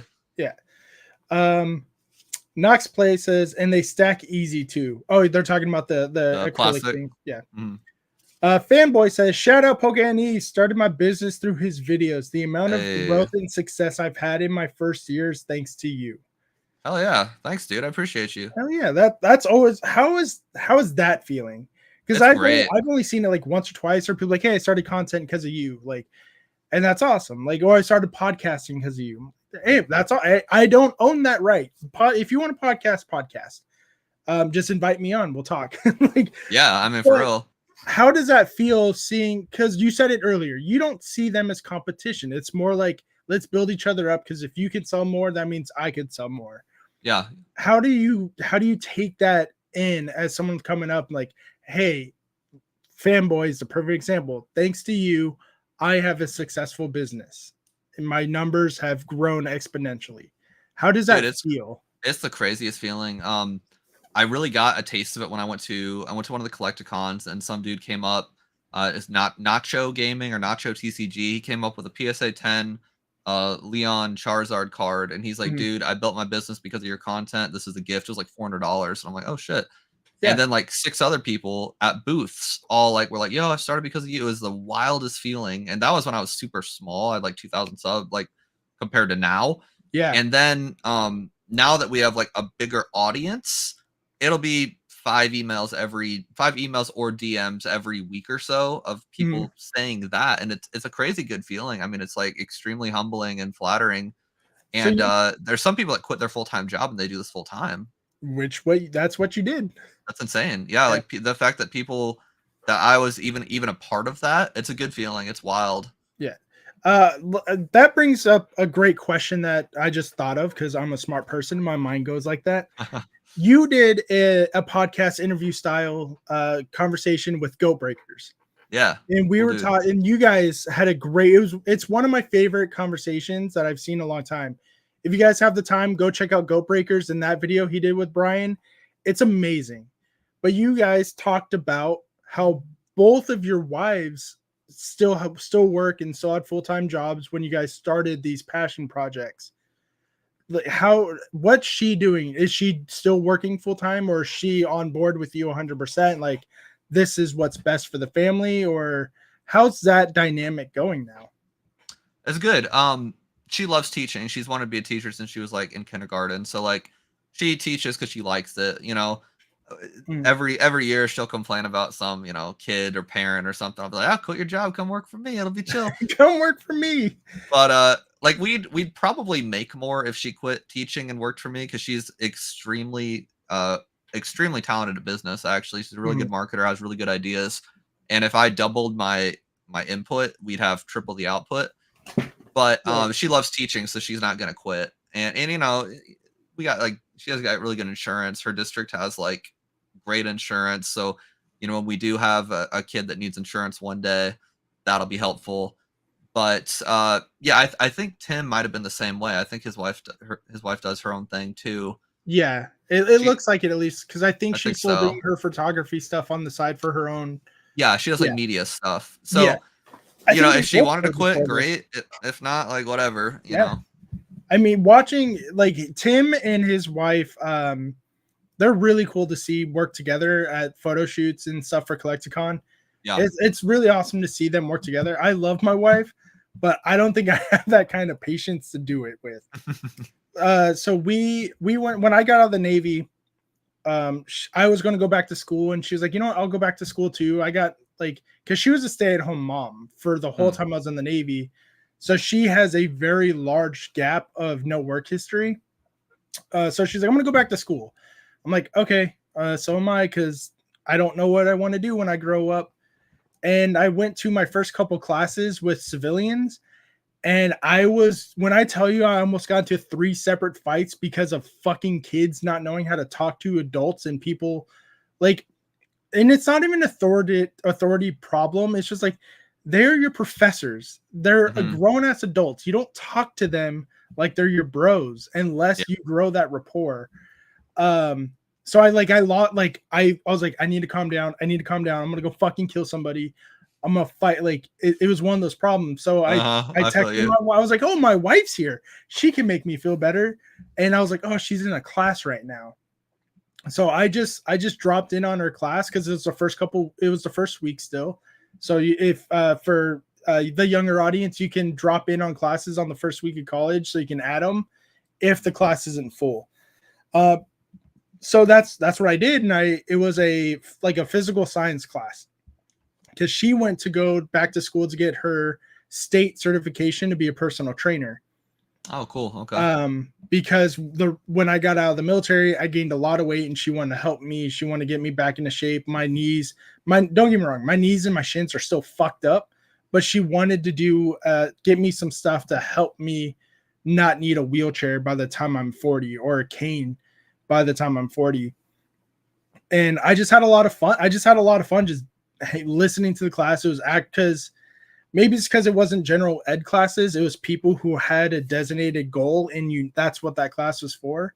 Yeah, that's what college should be. Yeah, I dropped all of my classes that I originally signed up for, and I did every single. So me and my wife, we would live together, and then we went to school together. A lot. It was a lot of time together. So we learned real quick, like, I can never work with you. Like, I'll never. Interesting. Okay. Yeah. But we still love it. Don't get me wrong. I love my wife, but I'm one of those people that, like, I like my alone time. You need space. Yeah. I got my basement. She's got the couch. Like, she's got the couch. Oh, she loves it. She sits and she does work. She sits with our dogs. She'll play games. Like we'll go to the gym together. We'll eat dinner together. We'll hang. And then for like 3 hours, she's on the couch. I'm on my chair. It's great. Yeah. You need distance too. Yeah. Facts. Yeah. Yeah. So that's what I did. Like, so I commend both of you. You work with your wife sometimes because she goes to work, but Tim and his wife, that's awesome that they can do that. Because I even saw them at Card Party together, and they separated from time to time, but yeah, they were together a lot, and with their kids too, and that was really awesome to see. Like, my wife comes with me to these shows sometimes, but she likes to take the kids down to the pool and all that. Like, my son loves this stuff. He'll buy some packs and he'll open them with me, but he's still 9 years old, so when he sees a hotel pool, he's like, that's where I'm going. Yep, can't blame him. Yeah, Tim and his wife, they have power couple vibes for sure. Oh, 100%. 100%. And I'm here for it. I'll root them on. Yeah, they're both. I haven't met her, but he's really cool, and she seems like she's probably pretty dope too. Yeah, she was really nice. The few times I talked to her at Card Party, she was extremely nice. Even when she had to discipline her kid, like, she had the perfect. We were at the. It was the night that they did the word I'm thinking, the feature creator, like, happy hour, where we all the feature creators went to a little space.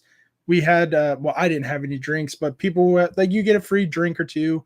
You just get to mingle with the other content creators without without everybody else going nuts and trying to get autos and everything. Got you. And the kids were there, and it was fun. They were having a good time. They're just being kids. But I don't remember, the little boy said something, and she just looked at him, and he's like, "I'm sorry." And I was like, "There you go. I know that feeling. I got it from That's my mom. I awesome. still get it from my mom." Like, Andrea has that. As yeah. a 6th grade teacher, she needs the death glare. It works. Yeah, it was really funny to me. I was like, "Oh, that's awesome." So that's still really cool to see that that's what happened. She has your support. Yeah, she helped me a lot with Surging Sparks last week. Yeah, That was yeah, a you whole, did I mean, not a live Jesus. stream. You did like you did a premiere of you guys doing that. I think it was. Yeah. Yeah. Yeah, that was day 1. That was palette 1, day 1.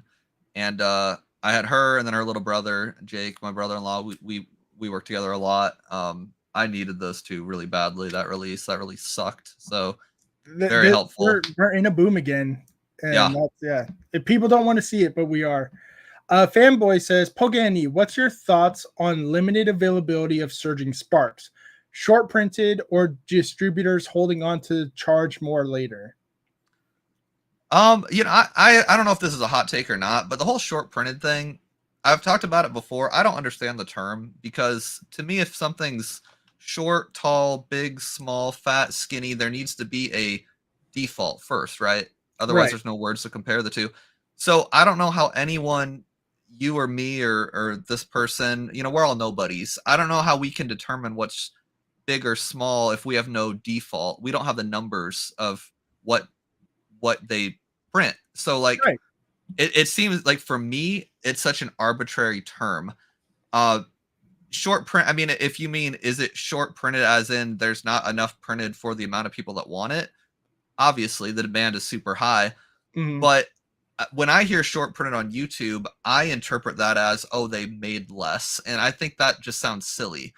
I'm guessing they made more Surging Sparks than any other set, but there's way more demand, so then there's less of it on the Yeah. market. So short printed, if you mean there's not enough for the demand, yeah. But the way a lot of content creators say short printed, they to me, I interpret that as Pokemon hit less print button, and I don't see why anyone would think that. They're definitely printing out the same number as they did for Twilight Masquerade, for Paldean Fates, because or more. Exactly, or more, because they know, like, if they make less, they make less. Right. It wouldn't make any sense. We sold 100,000 units of this set. Let's make 100,000 units of this set. Okay, right. Great. Yeah, it took a little longer for us to sell this, but we still sold it. Let's make another 100,000 units. I definitely think there's just more of a demand for it at this point. Definitely. And it's like, and people will argue, oh, well, it's short printed because I talked to these 3 stores and their allocations were rougher. And I'm like, well, that has nothing to do with how many Pokemon printed. That means that more big dogs ordered more and more small dogs came out of the woodwork. And so it's like my buddy in South Dakota, like I said, he gets a few $1 million of every set. For Surging Sparks, he probably asks for $1.5 million of that set. So that's less of them available to like medium dogs like me, and then small dogs that are like, oh, you know, I usually order 5 cases. Today I'm going to order 10. So like, there's just, it's the same amount or more. They're not printing it. That's the problem I have with the word. It's the word print. They're not printing it any differently, in my opinion. It's just there's more people that want it. So I think it's a silly word, personally. I think it's just a high demand set. I think they'll probably print more. Like Mason, okay, short printed does not equal underprinted. Yeah, I agree. Yeah. I think people, maybe I'm interpreting it wrong, but when I hear YouTubers talk about it, that I interpret it as they short printed it, like they didn't make enough. Maybe I'm reading into it wrong, but I think a lot of people, when they talk about it, they sound silly. Chris Pye says they came out and said they scaled back output after temporal forces. I haven't seen that, and that might be true. I haven't seen that personally, but Chris. Yeah. I have no reason not to trust Chris. He is reliable, and he buys product just like everyone else does. He's a medium dog like I am. So yeah, I mean, we all hear different stuff from different managers. Ironically, Temporal Forces was the I'm going to use the word most short printed set out of all of them for me. I got less Temporal Forces than any other set. And up until literally this afternoon, I could not get more. I just got an offer to buy 50 cases of it today, funnily enough. But up until now, there was none. And I'm like, what's with Temporal Forces? So ironically, that one's the most short printed in my little world, my little Brian world. Yeah. Chris says, I'll try to find the article, not short print, but they changed the process, I guess, in sense. PhD Southern Hobby got lost of surging than Stellar, but more by a good amount after talking to both distros. Interesting. Chris will get you out of a moldy Airbnb. Yeah, I heard that story. Mason says, short printing infers there was a reason that they had to cut off the print window short. Twilight Masquerade was literally printed for a shorter amount of time than other sets. Okay, so Mason's saying maybe it's because Pokemon doesn't. I know now they do, but like earlier in the years, like when they did Wizards of the West Coast stuff, they had to share their stuff with Magic the Gathering. So they probably had a window of this is when you can print and cut. So I wonder if that's what happened with Twilight Masquerade. You have this amount of time to print and cut Twilight, then we need to start something else. So maybe that's what he means, or that's the way I'm understanding it. You know, when Mason and Chris Pye talk this talk, they've been around longer than me for sure. That's the verbiage I was looking for. So yeah, I like that makes sense. It's the average YouTuber that doesn't have a store that's like just talking, and I don't think they really think about the words they're using. What they're trying to say. Yeah. And then it makes it hard for I do it too sometimes, so I can't shit on them that bad. Yeah, I'm not shitting on anybody because I'm a viewer too. Like people think I have all this insider info, and I have very little insider info. Like I have a few friends that know things, but like basically me and you get the same info from PokeBeach.com and a few other content creators. I'm basically in the dark. My main source is PokeBeach and Surby. Same. I don't have any real hookups either. Like Chris Pye and Mason probably got better info than I do. So yeah. CK plays. Chris Klein says short print means Vert gets more. Vert gets more. Nux Play says full-time editor on standby. I don't know if he's asking us to pay him as an editor, or if he is an editor, or if he has one.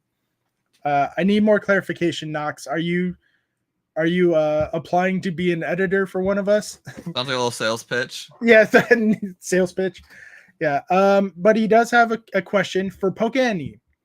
What are recommendations for managing everything with your Pokemon business, from fulfilling orders, creating content, and etc.? Do you use software or keep track of it in your head? Oh, what was the first part of that? Recommendations for managing everything with your Pokemon business, from fulfilling orders, creating content, etc. Excuse me, didn't mean to burp in your ears. Oh, dude, all day for me too. It's Pepsi's wild. Honestly, I'm a horrible business owner. Everything's in my head. I try to write shit down. I never look back at it. Everything is just I wake up and I just choose what to do. I am definitely not the poster child of how you should run a business. Content. I mean, you'll see me. I upload like 3 videos in one day sometimes, and then I don't do shit for a week. Like everything is chaos. Nothing is organized. Yeah. I'm not saying that to be humble or sound relatable. Oh, I don't know where he went. He should be able to pop back up. Oh, did I just? There he is. Oh, as far as software goes, I like CapCut when I'm on my phone and I just need to make a quick short video. If I make a long video, I do it on Adobe Premiere, which is great. I do very small edits, very light edits, keep it real simple, nice and fast. And then for like videos like this, these podcasts, I download the video and I throw it in Opus AI clips, and Opus OPUS. The AI turns it into little manageable clips. It like knows when there's a new question or a topic announced, and then it chops it up for you and it even titles it. So I use AI there, but I'm not very fancy and I'm a hot mess. I've tried using the Opus clips for these podcasts, but the way they edit the video, so it's for short form content, they just make the screen smaller. And there's no way as far as me playing with it, there's not a way that I could just like, all right, here's my head, let me put on top, your head, put it on the bottom. They just squish the heads together, so it's literally half my face, half your face. When was the last time you used it? Like a couple months ago. They've gone through a lot of updates since then. You should at least look into it. I will, because you said so. Yeah, they just had, I think, their 4th update recently. I like it. I'm definitely gonna use it for this, and I'll obviously like tag it to you and whatnot. But I love it.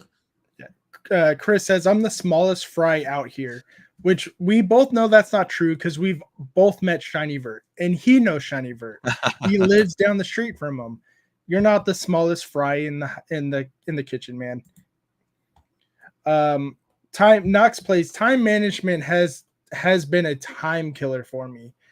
I'm normally really good with time management. I'm actually really great with it if you ask my wife, because I'm super paranoid about being late to everything. There's just a lot of stuff going on in my personal life. Like I'm going back to school. My son has school, and then I have to go to a job because I don't get enough money from this. And I don't want to start ripping shipping like a lot of other content creators started doing. I just don't want to do it. Yeah. So so I guess that's still time management, but I still have to find a way to get out there and do stuff for myself. Yeah. I get it. Table Talk Geek brings up a great question that I've been seeing a lot of people talk about lately.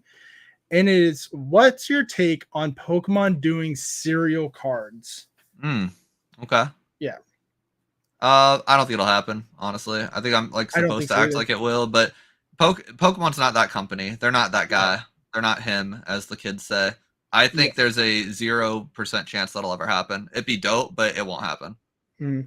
I agree with you. And then I think they know, like, even though we were talking about how they don't care about the secondhand market, they still do care about how the secondhand market makes them look. Yeah. So you know, if they put 1 out of 1,500 on a card, people are going to go fucking nuts, just like they're doing right now at Costco for 151, just like they did for Pikachu with the gray felt hat. It's not a good look. Yeah, it's not a good look for them on a business level. And so I think that's why they will not do it. Because they even at Pokemon Worlds during the TCG, was it TCG where the guy made the jerk off motion? Yeah. They took away his points. They didn't follow their own rules, and they fucked up all of those.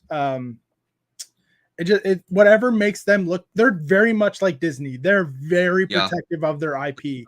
You mess with the IP, and you're done. I don't think it would be a good look.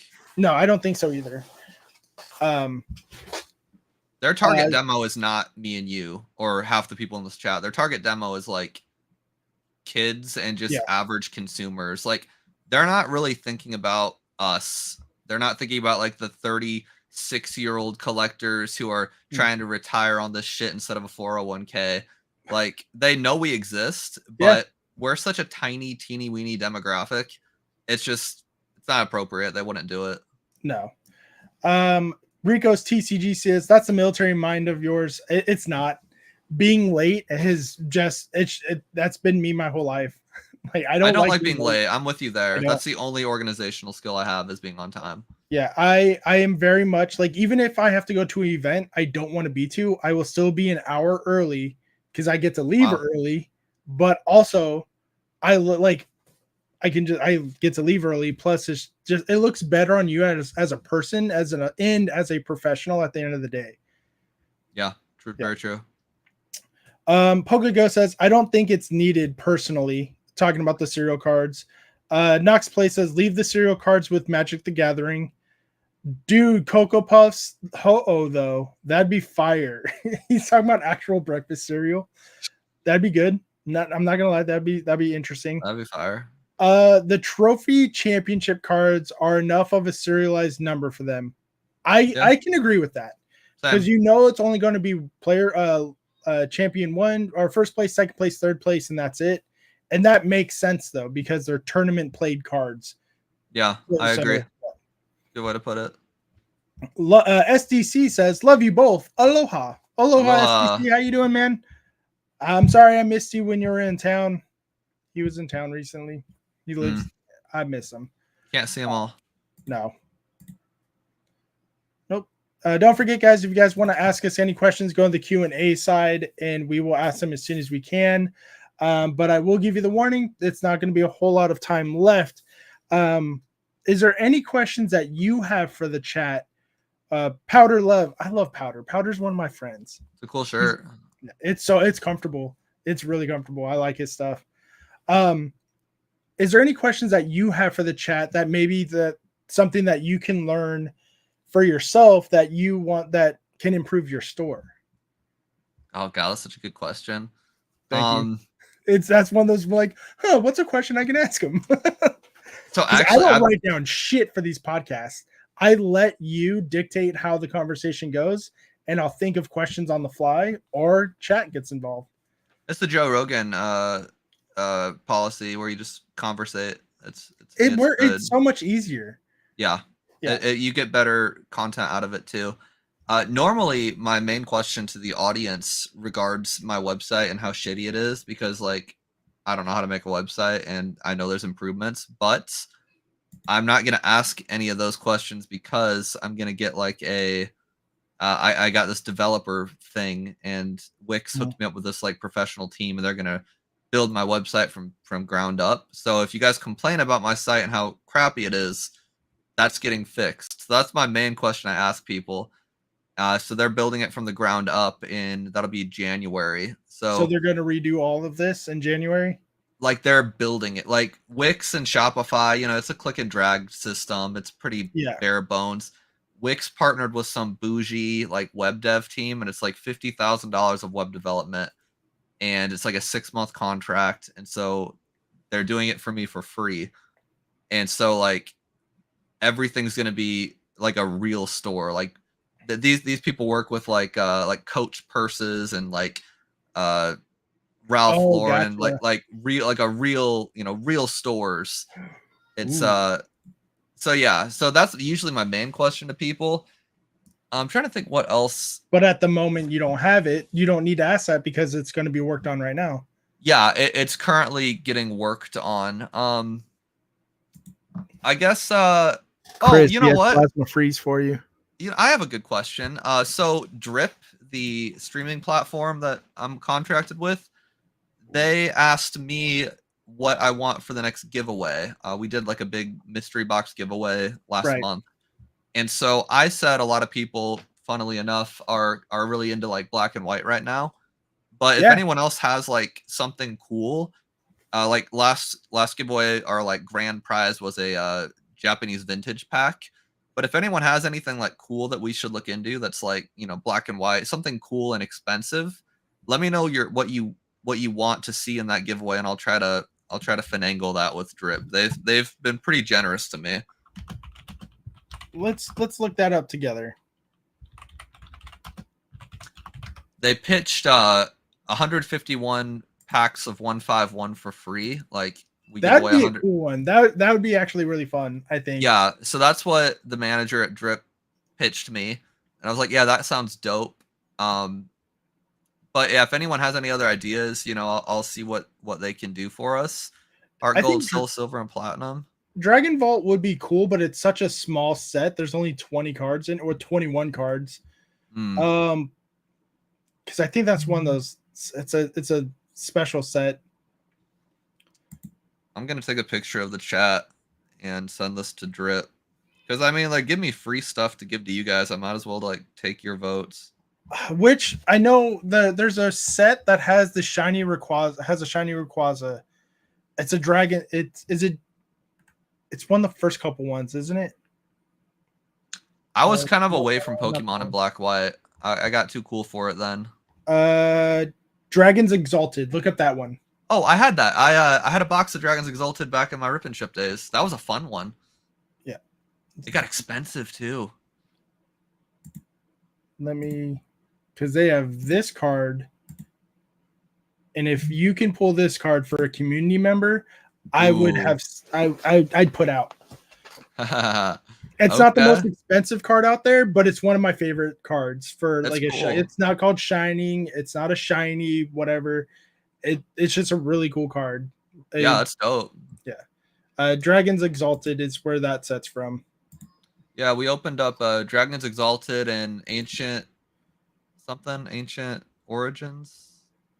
I don't remember. Yeah. Something. We opened a couple boxes back when I was a big Twitch streamer, and I did not pull that Rayquaza, but it looks sweet. It looks really good. What else did they say? That's hot. I'd put out. JB says, I think it would be cool to have a custom 3D printed card stand of whatever Pokemon they want. That's not really a Drip thing. Drip is it would be really cool, and they could make it work. But Drip would definitely like more to give out packs of cards to somebody. Yeah, mostly just product, because their intentions are you use their platform to buy stuff in the future. Yeah. So they don't really do anything custom. It would all be like barcoded products. Would be a good one too. That's a nice one. Give away a master binder of a vintage set, says Sean Bowden. Oh, that's interesting. I need to take another picture. The chat got more interesting. It was a little. I had to scroll up a little bit. I'll throw it up on the screen for you. Shining Legends Super Premier Collection is a fun box. Okay. I love Shining Legends. Is one of my favorite sets personally. I just wish I had more of it. The only one I have in my sealed collection is the Raichu box. Yeah, it's that could be a good one. I think yeah, I think all of these are pretty good ideas. I'm just gonna kind of throw them all at Drip and see what they want to do. The 151 deal is cool, but I have another giveaway. I have one in November, one in December. So, you know, if the 151 thing's already in motion, then I'll try to make something work for December. You know, they're pretty generous to me. They've been good. I've heard nothing but good things from Drip compared to Whatnot as far as their partnership with their content creators. Their team is really good. SDC says, do you think a lot of the Pokemon hype right now is money laundering, cryptocurrency spillover, real demand? All the above. Yeah, I think a lot of it's demand. Money laundering is all the conventions, though. That's for sure. Oh, 100%. Yeah. But I don't think it's too fake. I think it's all real demand. But if you're doing big baller deals at conventions, like I think most of those people are there to launder money or at least hide income tax stuff. Like that's what I would do. Yeah, that's to be honest. What most of us would do too. Yeah. Honestly, that 151 deal is cool as fuck. But honestly, any collection of some vintage set is neat. My wife and I. Scroll back up. My wife and I are excited to start Drip, says the masked Karen. Nice. Do you mean you're going to start a Drip store, or you starting a Drip account to buy from? Legendary Collections was always fun. They might be pushing it though. Chris Klein says they have that XY collection that has all those crazy trainers in it. Oh, I know which one he's talking about. Time to play the game, says World Warrior. Man, now I have the Triple H song stuck in my head. It's from wrestling. Oh, but yeah, I'm not a sport guy. I'm so out of it. It's fun. But that is where we're going to call it tonight, guys. Thank you so much for stopping in, Brian. Thank you, the chat, new subscribers, old subscribers, new members, old members. Of course, thank you guys. Don't forget. We did make it to 2,000 subs, so on my next ripping live stream where I open up packs, I'm going to put out a community tab to find out for the members, for the member giveaway. Do you guys want boxes, a couple of ETBs of modern, or do you want a couple of packs of some older sets like Shining Legends like I did last time? I'm not going to guarantee Shining Legends because I still need to buy the cards. Because I hate seeing giveaway people like, oh, I'm going to give stuff away. I don't have it though. What the fuck are you giving away then? Hopes and dreams? Let me buy the stuff. Yeah, let's get that poll going. Once I find out what you guys want as members, I will buy it, and then we'll do the giveaway for that. And then, of course, we'll do all the normal giveaways throughout the night. But I want to make sure the members who are putting in their hard work, time, and money into me, I want to make sure you guys get something back specifically, and I want it to be something you guys want. With that, let's find some people that are live streaming. You are not live streaming. That's don't send it to me. PokePax is live streaming, so we're gonna send that. He is an amazing rip and shipper, great deals, all that fun stuff. Hopefully he's not about to end because that'd be embarrassing. But is there anything that you want to shout out, shill, promote that we need to know about for you? But tell everybody where they can find you. Go to pokene.com, Pokene. The N is for Nebraska. I saw someone look in. Go to pokene.com. You know, we got all sorts of stuff. Trestle Festival, I think we're still doing pre-orders on. They might still be available. Prismatic, you know, January we'll have more. But yeah, love to have your business. But honestly, my YouTube channel, I'm really trying to pump. I'd love to have that as a full-time job. Like, that's my ultimate dream right now. So check out the YouTube channel. I teach you how to start a business, and I read pokebeach.com news articles and sometimes stir up drama for the clicks. And it's a good time. Good times. So I'd love for you to watch. That's all the shout out I got to do. I am working on more guests for the next couple of podcasts. We're working out some dates with other people. I'm working on dates to be on PolishRob's podcast over there with his channel. Until next time, guys, my name is Gonzo. That's PokeNE. He is not collecting all the Marnies as we expected. Until next time, guys, collect how you want to collect. Peace.